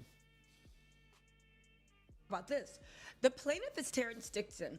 He served as Fat Joe's hype man, writer, vocalist, tour manager, and bodyguard. Now, how is the hype man suing? I don't understand. I thought it was a bitch. From 2005 to 2022, he claims he was never properly credited or paid, despite contributing to multiple hits and international tours. And when I said that, I said, okay, so this sounds like standard fodder. And I've been hearing whispers about what was going on in Terror Squad. But get this, he also alleges psychological abuse, financial theft, sexual coercion, and violent intimidation. Who are the defendants, all right? They're saying Fat Joe, Joseph Cartagena, is the ringleader. Pistol Pete Torres is the muscle and enforcer. Richard Josperetti is a business manager and internal enforcer. And there's Erica Moriera, is a fake lawyer who set up the shell companies for laundering money. Oh my God. And get this, and Sneaker Addict Touring LLC and Slate Incorporated, the corporate fronts for fraud. They also got Rock Nation in here, but they're saying Rock Nation just benefited from the touring and whatnot. The main RICO is Fat Joe. Okay, so here's the allegations. Unpaid labor and song theft. So Terrence claims that he co-wrote and performed 20 or more songs, We All the Way Up, Congratulations, Ice Cream, etc. He was allegedly promised 15% of all earnings and credit, but he received nothing. Instead, he got ghost contracts and forged split sheets were submitted to BMI ASCAP, cutting him out. I think that's the record, people. Hold on, y'all. I know we're starting slow, but it's about to get crazy. Money laundering and tax fraud. Fat Joe allegedly collected hundreds and thousands in cash and didn't report it. He used fake W-2s to inflate psychological abuse. Terrence's income on IRS records to hide wage theft. The sneaker store Up NYC operated as a front, with employees flaunting luxury despite low official salaries, and defendants filed for fraudulent PPP loans using Sneaker Addict Touring. There's also tour exploitation and financial control. They said he was booked for over 200 shows, but only paid $254 per show. while the contracts showed that they paid him $3,000. His per diem of $100 a day was routinely stolen. He slept in lobbies while others flew first class. And Fat Joe allegedly took $30K Live Nation check meant for Terrence and used it to pay his own taxes. But y'all, let's get into this.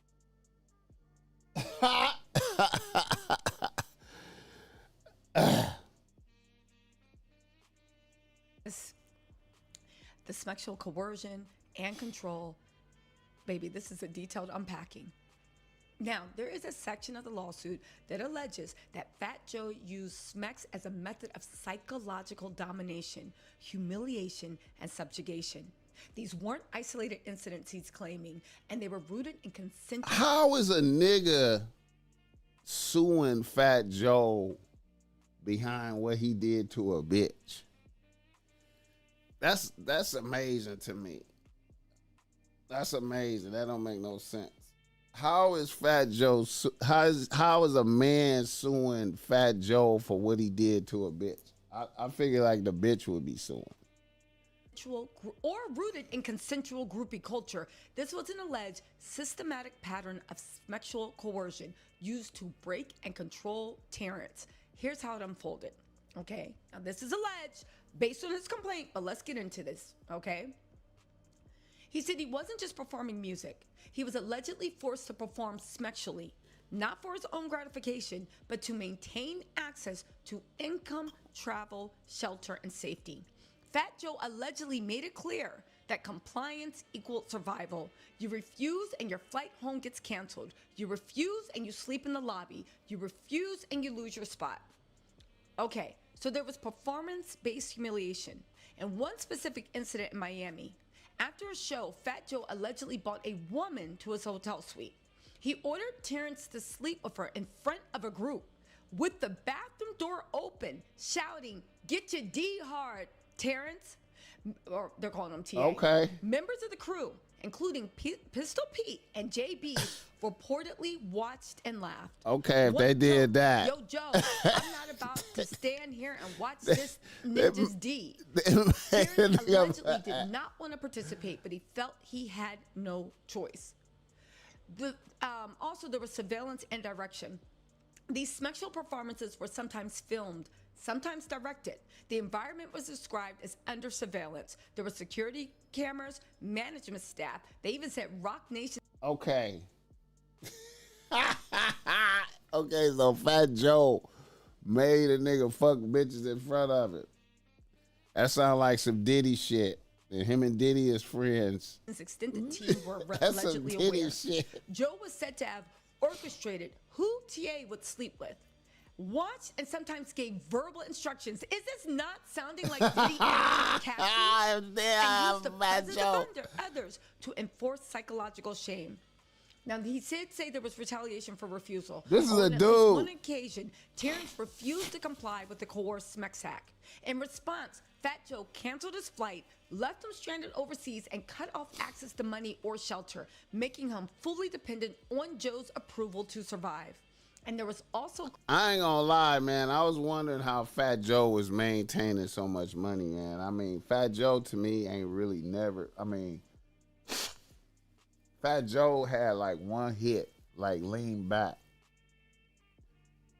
And all the money he took from... I feel like he probably got a lot of money from Big Pun, you know.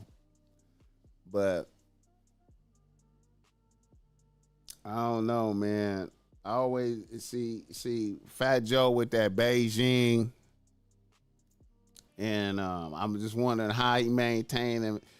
Motherfuckers like Fat Joe, French Montana. I just be wondering how niggas maintain it, man. People don't want to work for money anymore.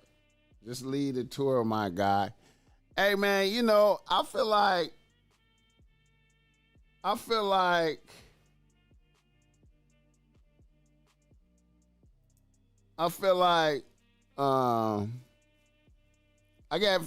guess What's Love got to do with it with Ashanti, I think.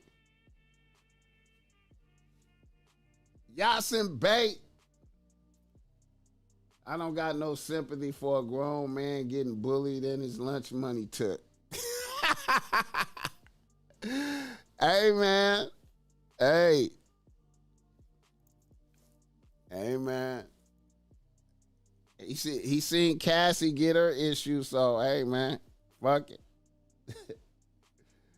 French been quiet. I'm surprised French Montana ain't even came to the trial, man. Did he? Yeah, he probably did have a big life insurance on Big Pun. Yeah. I would have put a life insurance policy on Big Pun. Big Pun was over there eating nonstop. Yeah.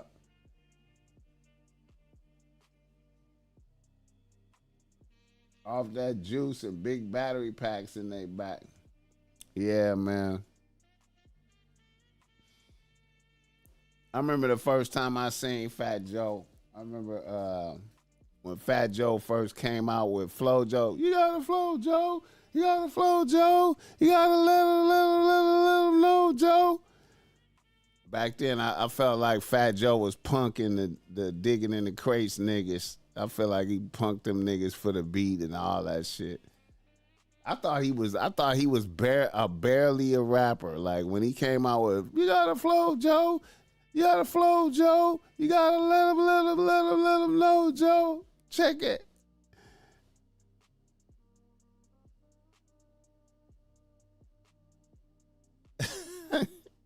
What's up? Fat Joe, man. Creepy language of ownership. He alleges that Joe made it clear that his bodies and his actions were not his own. The expectation was be sexually available on command, never say no or you're out. And this wasn't about pleasure. It was about enforcing loyalty through humiliation.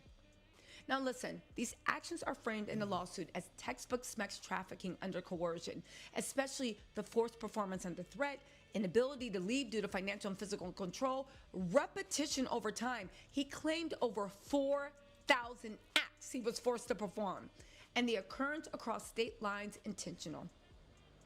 You guys, he also claimed about lining him up. They said that when he started to complain, Fat Joe attempted a violence or a hint. Now let's talk about the retaliation attempt after he began asserting his rights publicly. Now there's supposedly an audio recording of the setup. The lawsuit includes a recorded call between Pistol Pete, Fat Joe's enforcer, and a man named Percy, a mutual contact of both Pete and Terrence. Here was the plan. Pete allegedly asked Percy to get in touch with TA and Terrence and convince him of the meeting so the enterprise could deal with him, interpreted as a violent ambush. These are the key quotes from the audio. "Yo, he can't come around the hood. He needs to be dealt with accordingly. My hood is gonna bring him to me like they always done. Ninja's gonna bring it right to where you at." He implies that TA violated Joe by speaking out and retaliation was expected. And when Percy refused to help line TA up, Pete replied, don't ever tell me bring a ninja to you. I'm never doing that. Of course, lining up, I don't know. I guess that speak for putting a hit out on someone. So, Joe Black. Attempt? Well, from the lawsuit, there was no actual attack occurred. This recording clearly outlines an active conspiracy to set him up for a potential assault or even worse. The threats were specific, they were targeted, and they were made by someone, Pete, with a known history, that's his enforcer, of carrying out Joe's violent orders. This lawsuit doesn't just talk about verbal abuse, but a predicate act under RICO and witness tampering statutes. You guys, what is going on over in Terror Squad? You guys, what is going on? Again, there was psychological coercion that they cited. Fat Joe's mantra is nobody leaves Terror Squad in one piece. Reference past violence like the slashing of Cuban Link as a warning. And hit the like button for this game. I don't know, man. Fat Joe saying nigga was weird. Yeah. And then for him to get into it with the FBA niggas, yeah, that was weird. Shout out Fat Joe. All right. I've been on here for 2 hours, man. Let's do a reader, listener, email in this motherfucker. Reader, listener, email in this motherfucker. All right.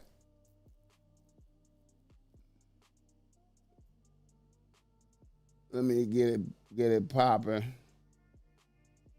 Hit the like button for this game. All right.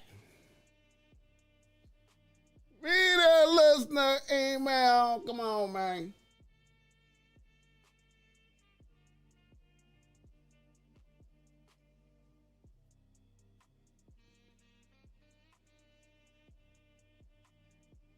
I hate that Joe got a podcast with kids. I be tripping off of everybody jumping in the podcast game like it's easy, though. That shit funny to me.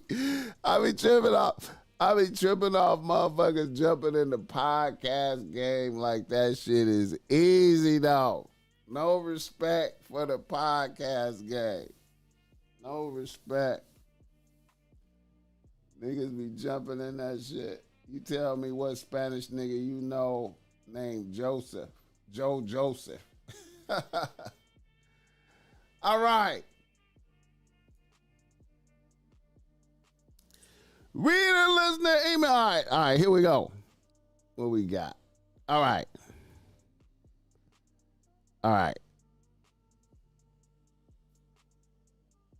You want to be ready. Podcasting is like photography. It ain't for the weak. Oh, man. Motherfuckers act like everything is easy. He said, oh, Shop, you flipped the script. I see a different setup. Yeah, I'm in Milwaukee, bro. The BossMack is podcasting from Milwaukee right now. I'm not in Long Beach. We usually go live from Long Beach. Right now we are in the great American city of Milwaukee, Wisconsin. At Sharon Stone's crib. Y'all can look up the Sharon Stone episodes of the pod. Photography is a process. It took me 13 years to perfect it. I've been taking pictures since 2000 and I think I've been trying to do photography since 2004 when I started with a shitty digital camera. Hit the like button for this game. All right. Let me see. What angle do I have?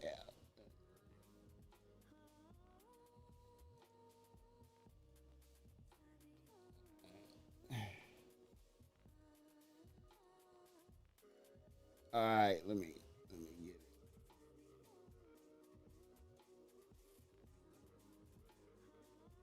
All right, you want to be ready. A nigga from Los Angeles writes that BossMack. He say, BossMack.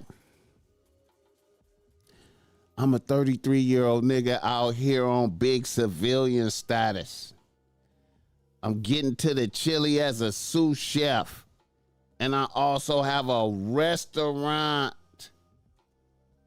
where my meals are prepared in my kitchen at home and all the orders are delivered.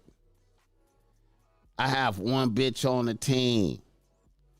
A 28-year-old assistant property manager I met one day when the restaurant I work for provided catering for an exclusive event for the company she works for. This was a very sweet and down-to-earth bitch, or so I thought. I took my time with this bitch and vetted her carefully. We dated for 6 months and the vibes were so good we decided to move in together. So we got a new apartment and put both our names on the lease, which is a year-long lease. Once we began to live together, things were good for the first couple of months.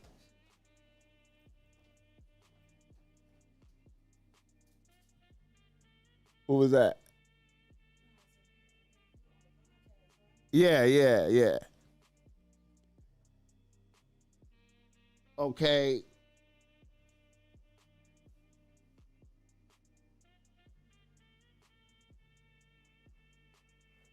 What you looking for?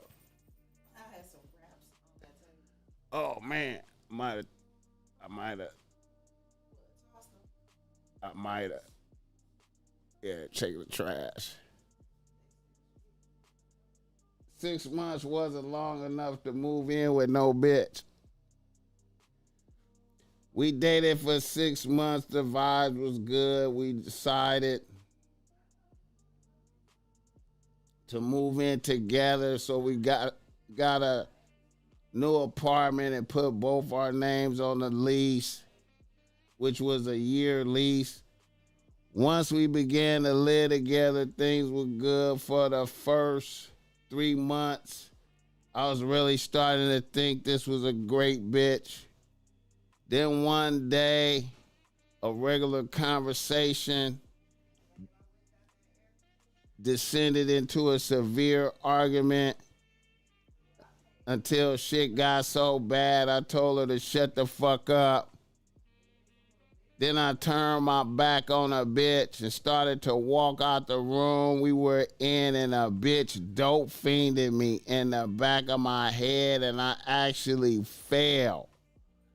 And that shit low-key hurt.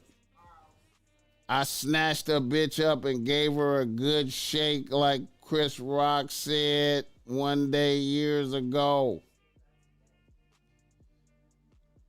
A bitch came to her senses and apologized, and we continued. Now, I don't think I'm a naive sucker, but that shit was still on my mind. But I figured the good outweighed the bad. About 3 weeks later, that shit happened again, but a little different. We got into an argument again. The drama happened. I was sitting on the couch. My bitch was running her mouth about stupid shit. I told her, bitch, I didn't want to talk anymore. My bitch kept talking, and I just ignored the bitch like she wasn't there. Then once again, a bitch fired on me. This resulted in me leaving the crib for a few days. A bitch begged me to return. I told her, bitch, no. And I also said a bitch might need to see a therapist or some shit close to that. A bitch disappeared for a few weeks, then popped back up and started speaking on how she was a changed bitch. And then invited me to one of her therapy sessions. I reluctantly went. I guess some part of me wanted the bitch to be better, but I knew better. At the therapy session I went to with the bitch, I found out she got molested by her uncle and her brother, and she had to fight niggas off of her on some grape shit. I really love this bitch, but I'm not trying to be fighting a bitch every day, every time shit don't go her way.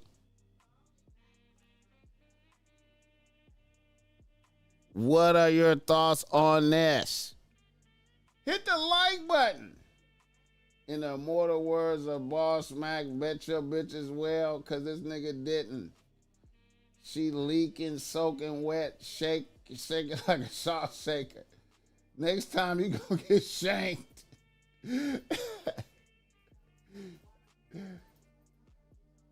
Hey,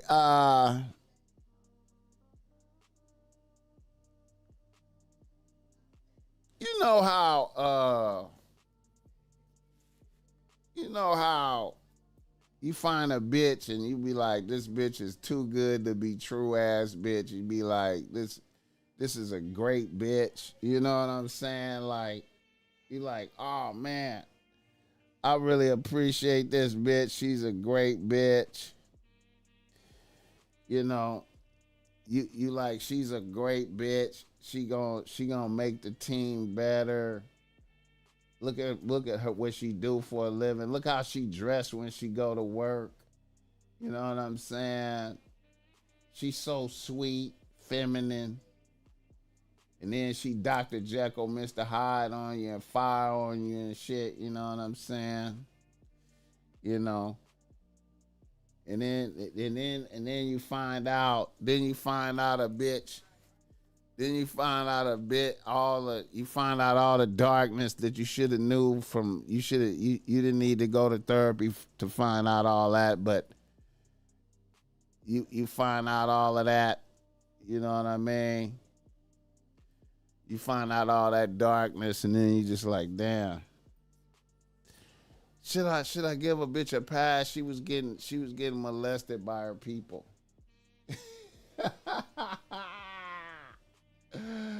Bro moved in with Krishan.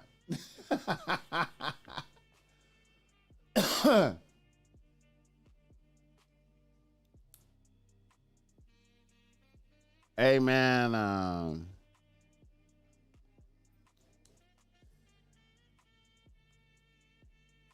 it's always tough, man.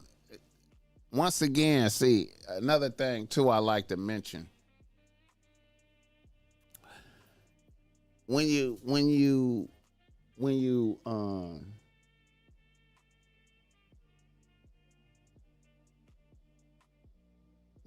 the when you have one bitch, you know what I'm saying? You get into that one bitch shit, you know what I'm saying? And then, you know, you bet all your cards on one bitch. And then you get to wishful thinking. You know what I'm saying? You get to wishful thinking, magical thinking. You know what I'm saying? And then shit just, you know, shit go left. You know what I'm saying? But then you want to fix it. Like she do good in all these areas, but then this happened. You know what I'm saying? But you got one bitch. You know what I'm saying? Now see, the BossMack is like this. My philosophy is you should always have more than one bitch on the team, right? And in the case that you only have one bitch on the team, you have to be willing to go to 0 bitches behind that bullshit. You understand me? You gotta be willing and ready to go to 0 bitches behind the bullshit. You know what I'm saying?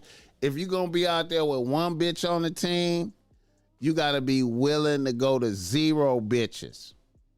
You know what I'm saying? And you know, when you see if a bitch fire on you, I appreciate that, YLB. Boxing Dave in this motherfucker. If a bitch fire on you, here's the thing, man. The way I see it, if a bitch fire on you first, you know what I'm saying, then that's a bitch that'll kill you. I mean, unalive you. That's a bitch that'll unalive you. You know what I'm saying? That's a bitch that'll unalive you. You know what I mean? And another thing too, man, I feel like it's bitches out here. Now I know niggas is gonna be. This is a dark subject to a lot of niggas right here. What I'm finna say right now. It's bitches out here. I feel like there's bitches out here that have unalive niggas and got away with that shit. You understand me? There's bitches out here that have unalive niggas and got away with that shit. There's bitches out here that have made niggas disappear There's bitches out here that done unalived the motherfucker and made it look like it was the nigga fault. And then they beat it. It's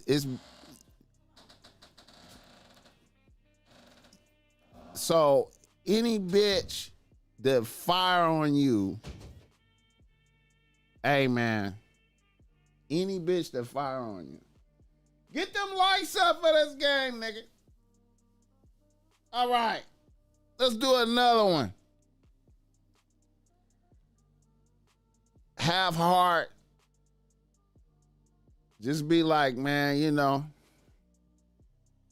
you was a bad bitch, but not for me. You know what I'm saying? You was a bad bitch, but not for me. Hit the like button for this game. You stole my, show right.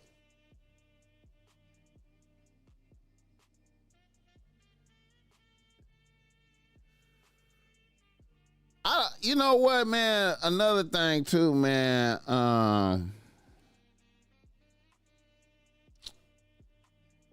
It's good to have like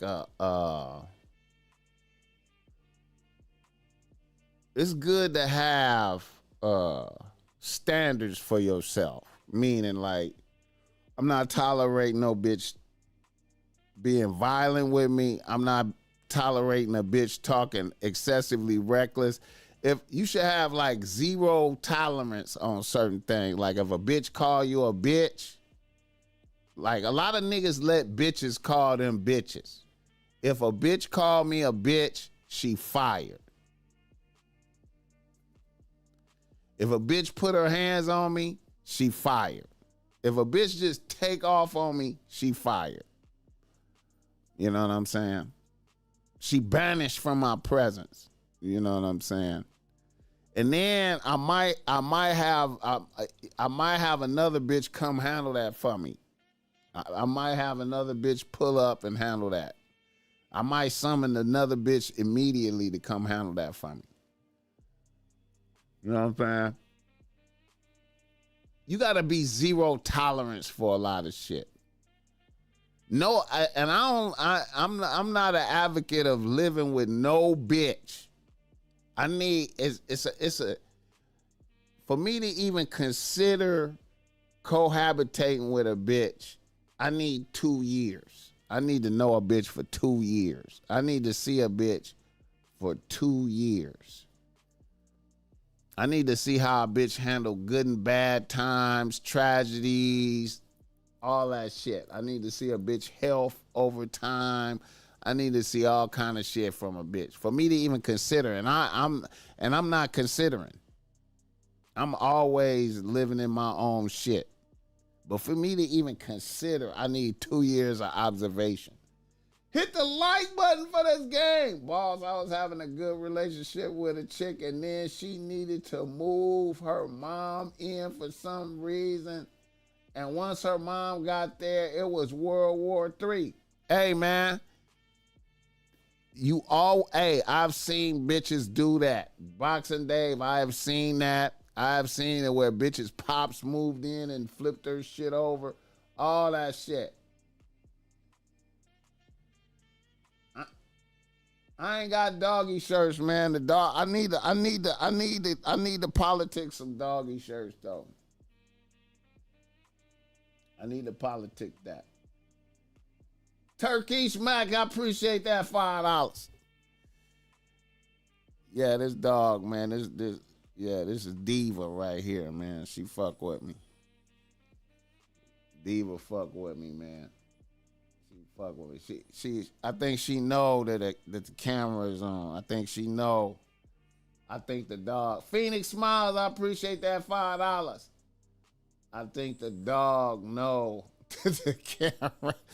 I think, Diva, you know the camera on, huh? You like, I know the camera's on. I know. You know the camera on, huh? You like, I know that the camera on.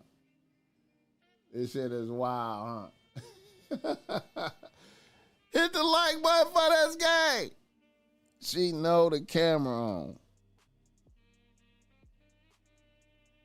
All right, let's do another reader listener email right quick. One more. How long I been on here?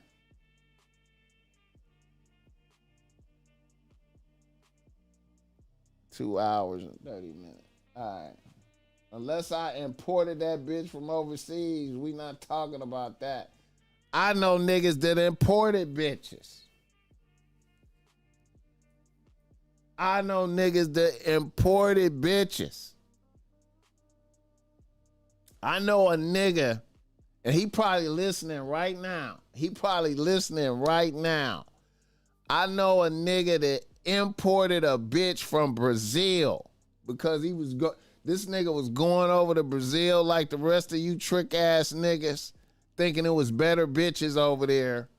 Falling in love. This nigga falling in love with bitches in Brazil and imported a bitch back here, right? This nigga imported a bitch back from Brazil. And guess what the fuck happened? And guess what the fuck happened? Guess what happened when he imported a bitch back? Guess what had happened when he imported a bitch back from Brazil?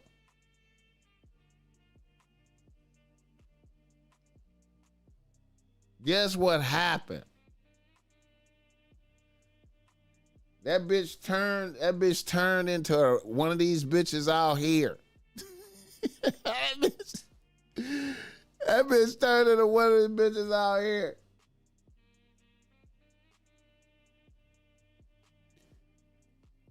And he lost full control of the bitch. That bitch turned into one of the bitches out here, and he lost control of the bitch. I'm like, man. Now I ain't gonna lie, my nigga was like, I ain't gonna lie. Shout out to my nigga. I ain't gonna even say his name. My nigga was like about 5'4". He was about 5'4", some shit like that. Maybe 5'3". You know what I'm saying? Probably about 250. You know what I'm saying? You know. He looked like a Weeble Wobble. Y'all remember the Weeble Wobbles? You gotta be an old nigga. You gotta be an old nigga to know what a Weeble Wobble is. He looked like a Weeble Wobble. That nigga fell in love in Brazil and imported a bitch back here, man. I'm like, nigga, what the fuck is you doing, man? I done warned niggas, man. I don't do that no more. I don't do that no more. When niggas tell me sucker shit, when niggas testify to me with sucker shit, niggas just tell me some sucker shit, I don't even say nothing no more. But back then, I was like, man, what are you doing? When a nigga was going to Brazil like damn near every other month type shit, I'm like, man, what the fuck, bro? What the fuck? Man, the bitches in Brazil. Man, like he found some secret shit. Bitch, relax on the doggy shirt will be fired, though. I'm on that. I'm on that.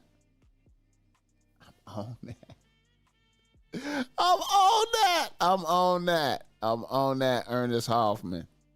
I'm on that. Diva in the motherfucking house. He in an abusive relationship and he the victim. When she realized she could whoop Cud, she made the most of it.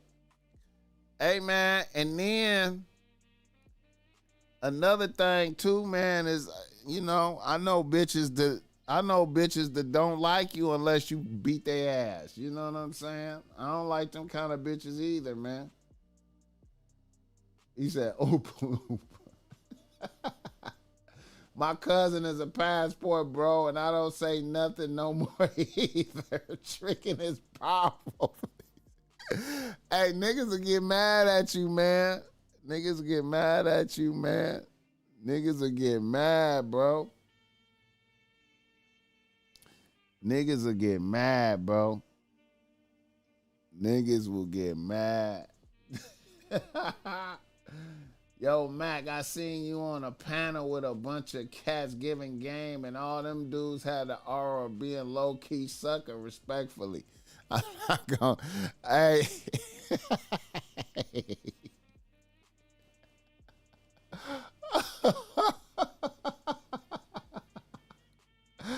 Shout out Bobby Transparency, man. Shout out my nigga 1950, man.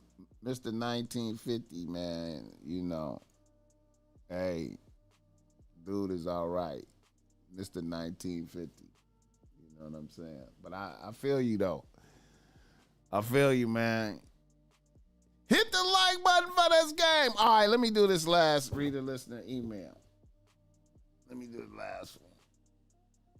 All right. Let me do the last one. All right.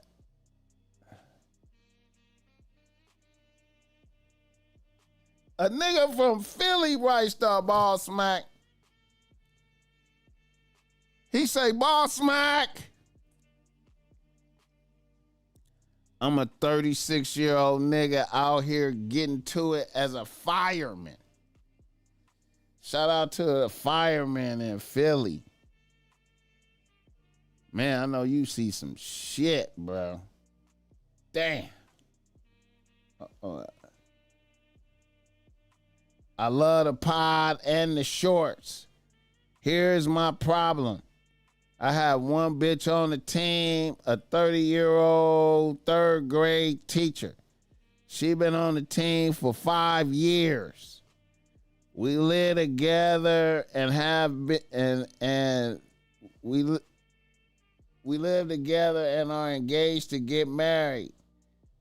And my bitch is almost 3 months pregnant. 3 weeks ago,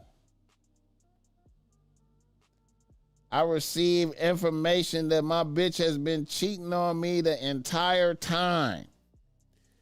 I received this information from her former best friend whom she fell out with about 2 months ago.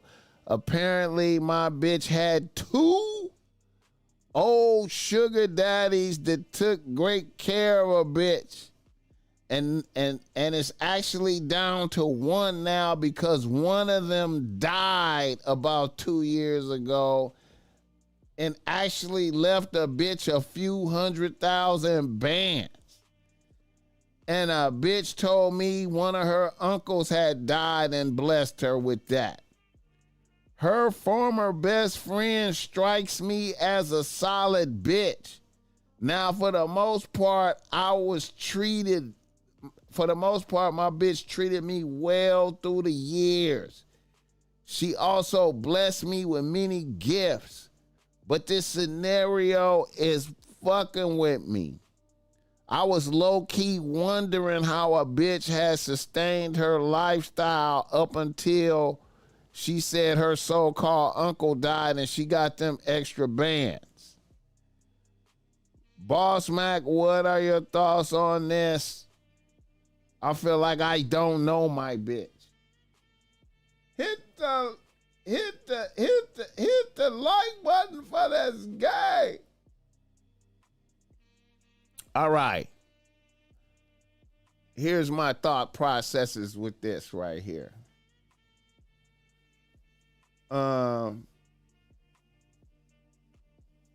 You not a pimp. I mean, you gotta be, I feel like you gotta be the pimping to deal with a bitch like this. Like whenever, you know, you got to be able to enter a pimp mind state. If you can't enter into a pimp mind state, then that's going to drive you crazy and it's not good for you. You know what I'm saying? And, you know, when motherfuckers been tricking on a bitch that long, it's like they own a bitch. You know what I'm saying? So, you know, what I would do is I would separate living where we living at. I would just say, look, bitch, you got to live in your own shit now, and I'm going to live in my own shit, and we're going to do it like that. You know, that's all you really got. That's all you really got, because it's a baby on the way, and, you know, you got to deal with that. You know what I'm saying? But I wouldn't live with a bitch. You know what I'm saying? You know. I wonder if you ever truly know a bitch though. I feel like you could. I feel like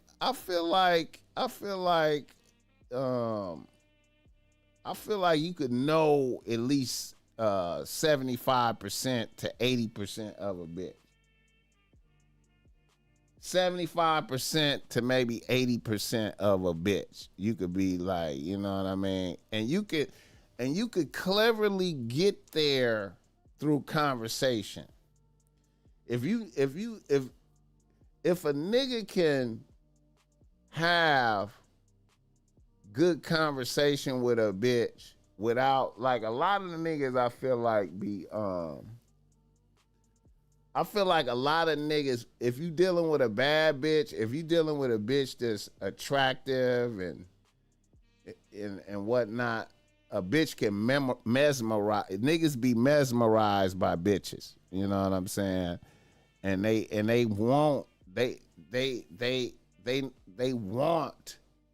everything to be good. You know what I'm saying? Niggas be wanting the shit to work out. You be like hoping there's no bad things going on with a bitch. And that'll help you ignore major red flags. But when you get into the vetting process with a bitch, if you just like if you could look past the pussy and not be mesmerized and just try to know if you're dealing with an evil motherfucker or a good motherfucker. You know what I'm saying? If you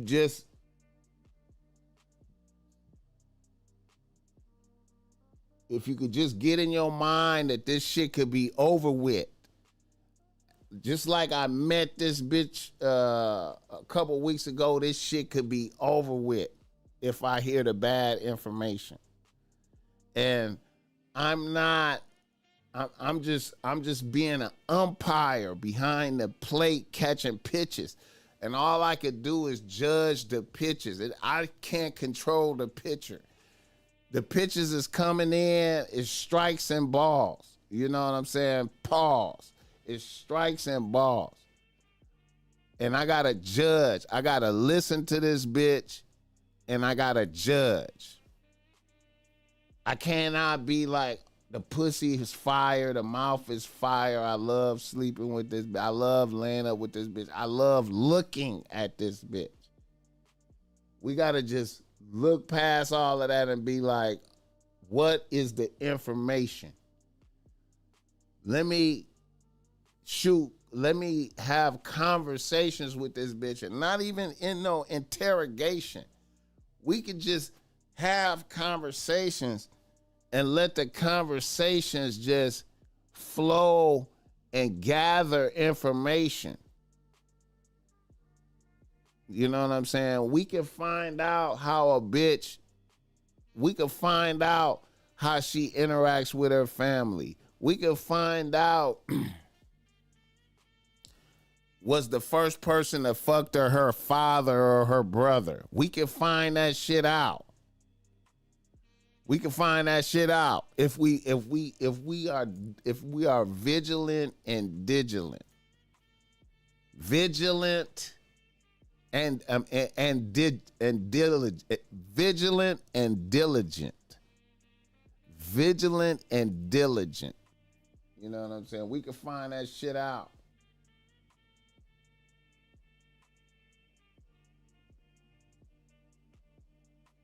Isaiah in this motherfucker.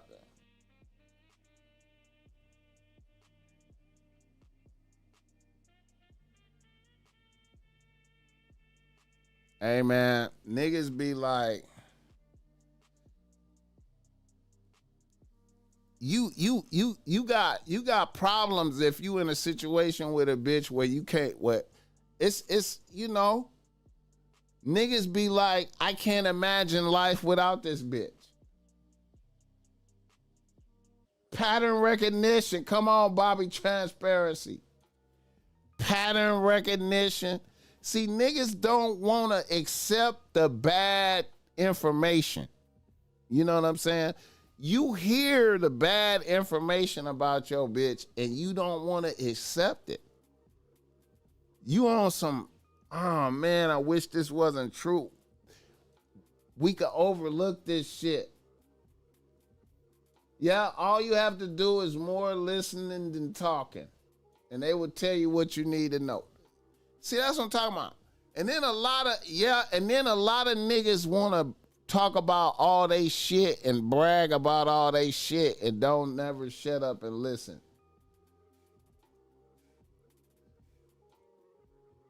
A lot of niggas just want to talk. A lot of niggas just want to download all their information to a bitch. Niggas don't want to listen to a bitch. I let bitches get they shit off, bitch. I love it, bitch. Tell me all about how you hate your pops. Break it down for me, bitch. Really? He did this, that. Oh, you hate your mama too? Oh, for real? She did this, that. Your mama jealous of you? For real? Wow. Your auntie too? Everybody. Oh, everybody you encounter is jealous and hates you. Okay, yeah. Okay. Yeah. Everybody at your job jealous of you too? Wow, the whole world, huh? Wow. Damn. You must be the greatest human. You the greatest. When you shit, it don't stink, huh? I feel you, man. That's what's up. I hear you. I like to hear it all. Yeah, bitch. Tell me all that. Tell it all. You know what I'm saying? I'm a nigga to be. I hate to sound like this, but like I said, when I start interacting with a bitch, I'm waiting for the shocking information. I'm anticipating the shocking information. What's the shocking information this bitch has for me? What is this bitch gonna say? You know what I'm saying? I'm waiting for the I'm waiting for the way out shit. Cause it's there. It's there. Ain't no it's not there. Let's hear the shocking shit. You know what I'm saying? Let's give some pro. I've been using the Ulysses technique you talked about like in 1999. Niggas is there.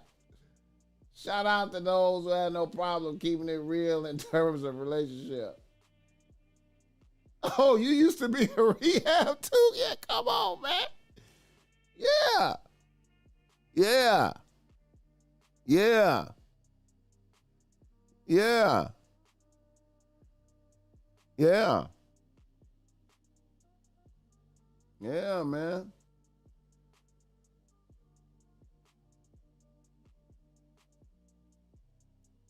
Yeah, man. Bitches, man. Hey, man. Bitches, man, listen. Man. I want to hear all. I'm ready. I'm listening and I'm learning. I'm listening and learning, and hey, man, that's all we have.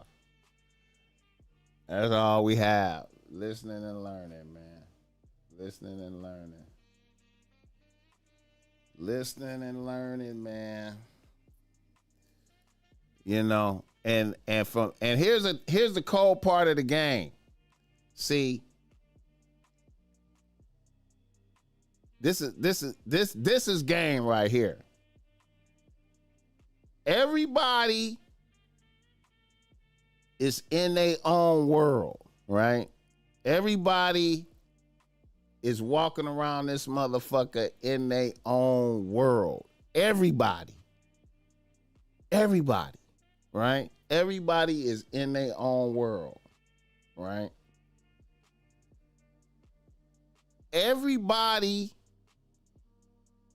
for the most part, want to talk about their world. Everybody want to talk about their shit. They shit is the most important shit, right?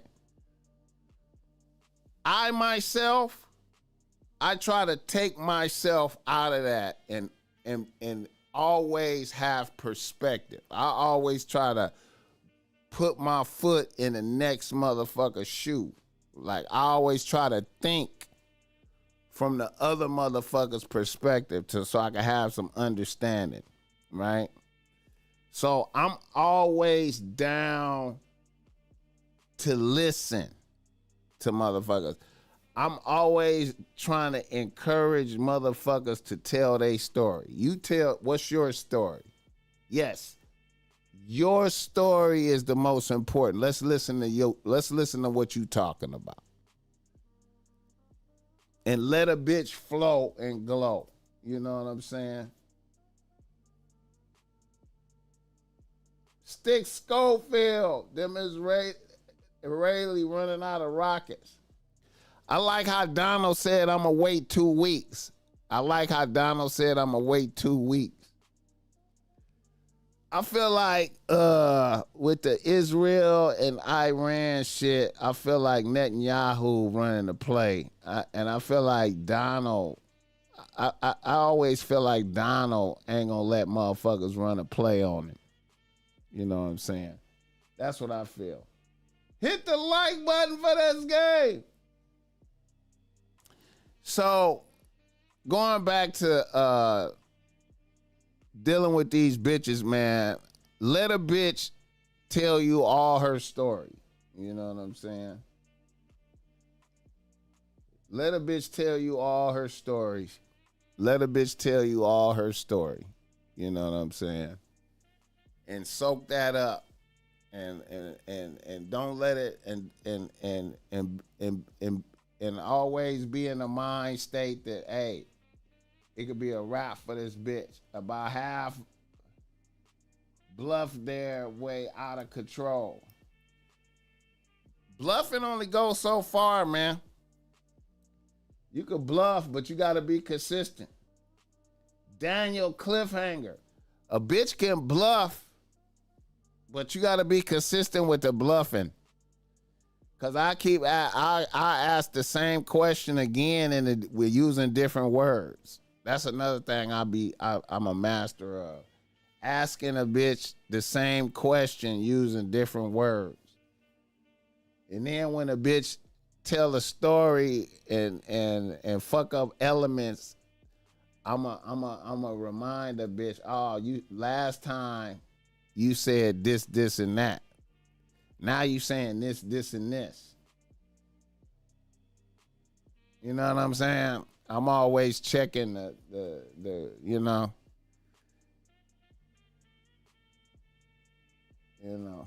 Yeah.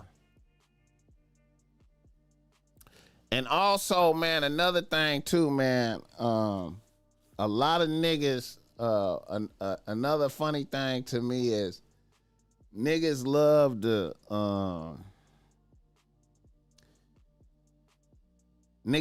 to share their tragedies with a bitch. You know what I'm saying? I don't never talk about tragedies with bitches. The only way a bitch will know I'm experiencing a tragedy is if I post some shit on Instagram or a bitch is right by me when some shit happened and she overhear the tragedy. And then even then I'm never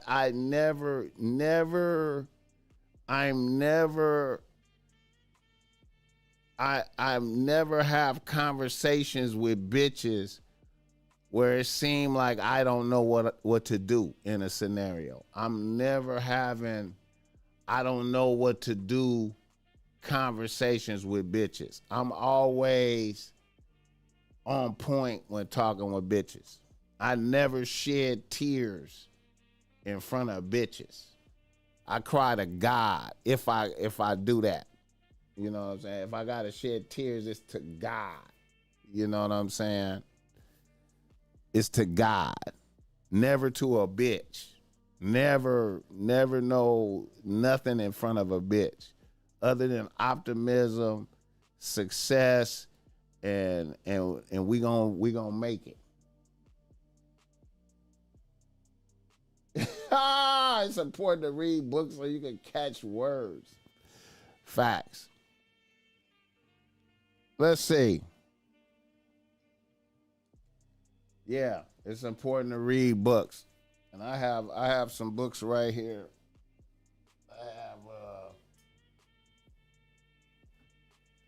I came on the plane. I got Ernest Hemingway, The Sun Also Rises. You know, I don't know, I like Ernest Hemingway. And then I also have, you see, I got my beat up, it's beat up. This is my old faithful right here. Early Socratic Dialogues. This is one of my favorite go-tos right here, man. Early Socratic Dialogues, man. Yeah. Big Lou! Big Lou in this motherfucker! Relationships are not the same. So much bad energy, no love. Caring the women today are manly.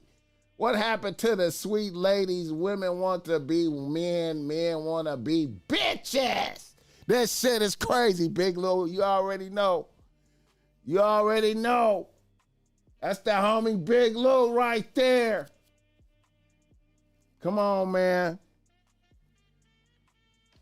Big Lou. That's my nigga. You need a Art of War the way you read Art of War the Way of the Samurai. Yeah, I fuck with Art of War. Yeah. Crying and shedding tears, two different things, BossMack, especially when you're an empath. Hey man, I'm an empath. And bitches ain't seeing me crying or shedding tears, nothing in front of a bitch. Nothing in front of a bitch. You understand me? You know? Yeah, you already know the Prince, man. That's you know. And you know what's funny is I read the Prince many years ago. I got probably about 3. Yeah, the Sun Tzu. I got many copies of the Prince, right?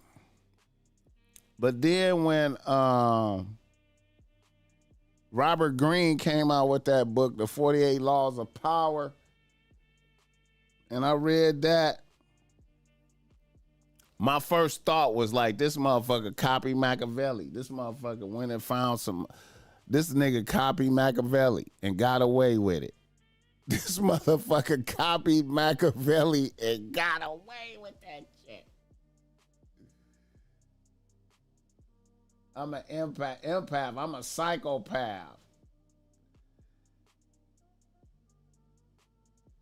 What of the lady is sweet after getting her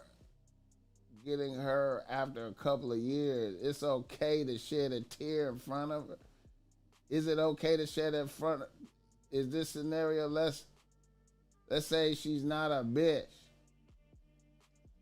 Hey man, I don't shed no tears in front of bitches. Women, ladies, nothing.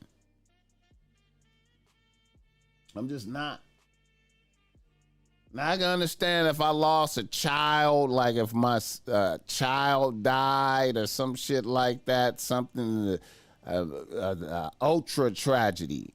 Mama died, father died, and even then, I'm not gonna weep. I might leak or something, but I'm gonna go talk. I'm gonna do it in front of God. I ain't hating on Technobility. I'm not hating on Robert Greene's breakdowns. He did his thing. I'm just saying that to me, when I read 48 Laws of Power, my thought process was like,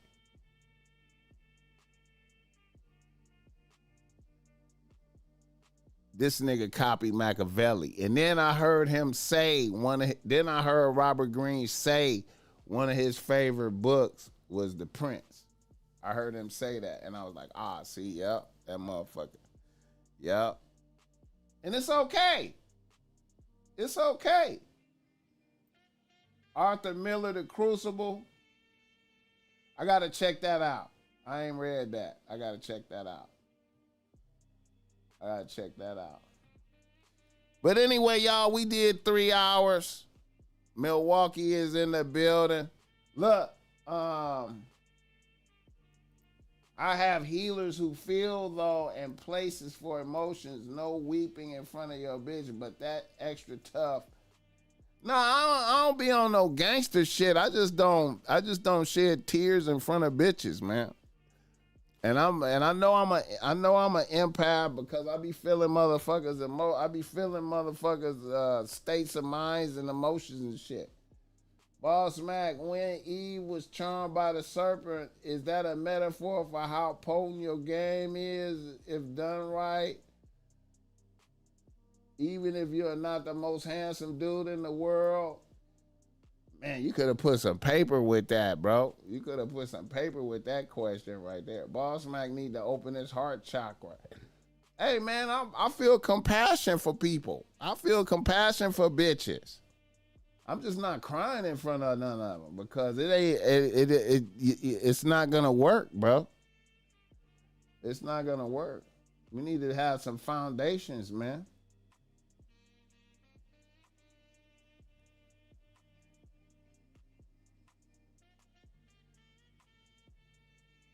I appreciate it. Hey, and like I said, man, we probably gonna do a show tonight.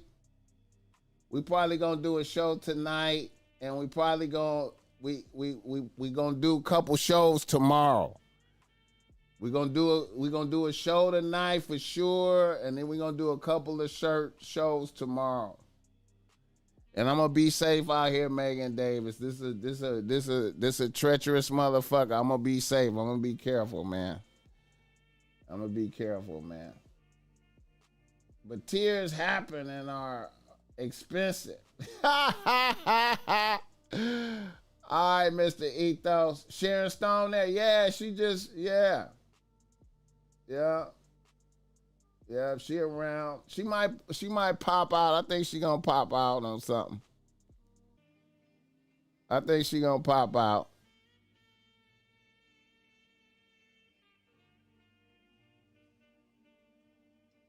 Keita too, man. I was with Keita last night. Yeah,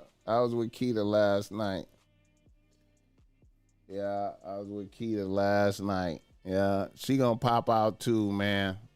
Yeah.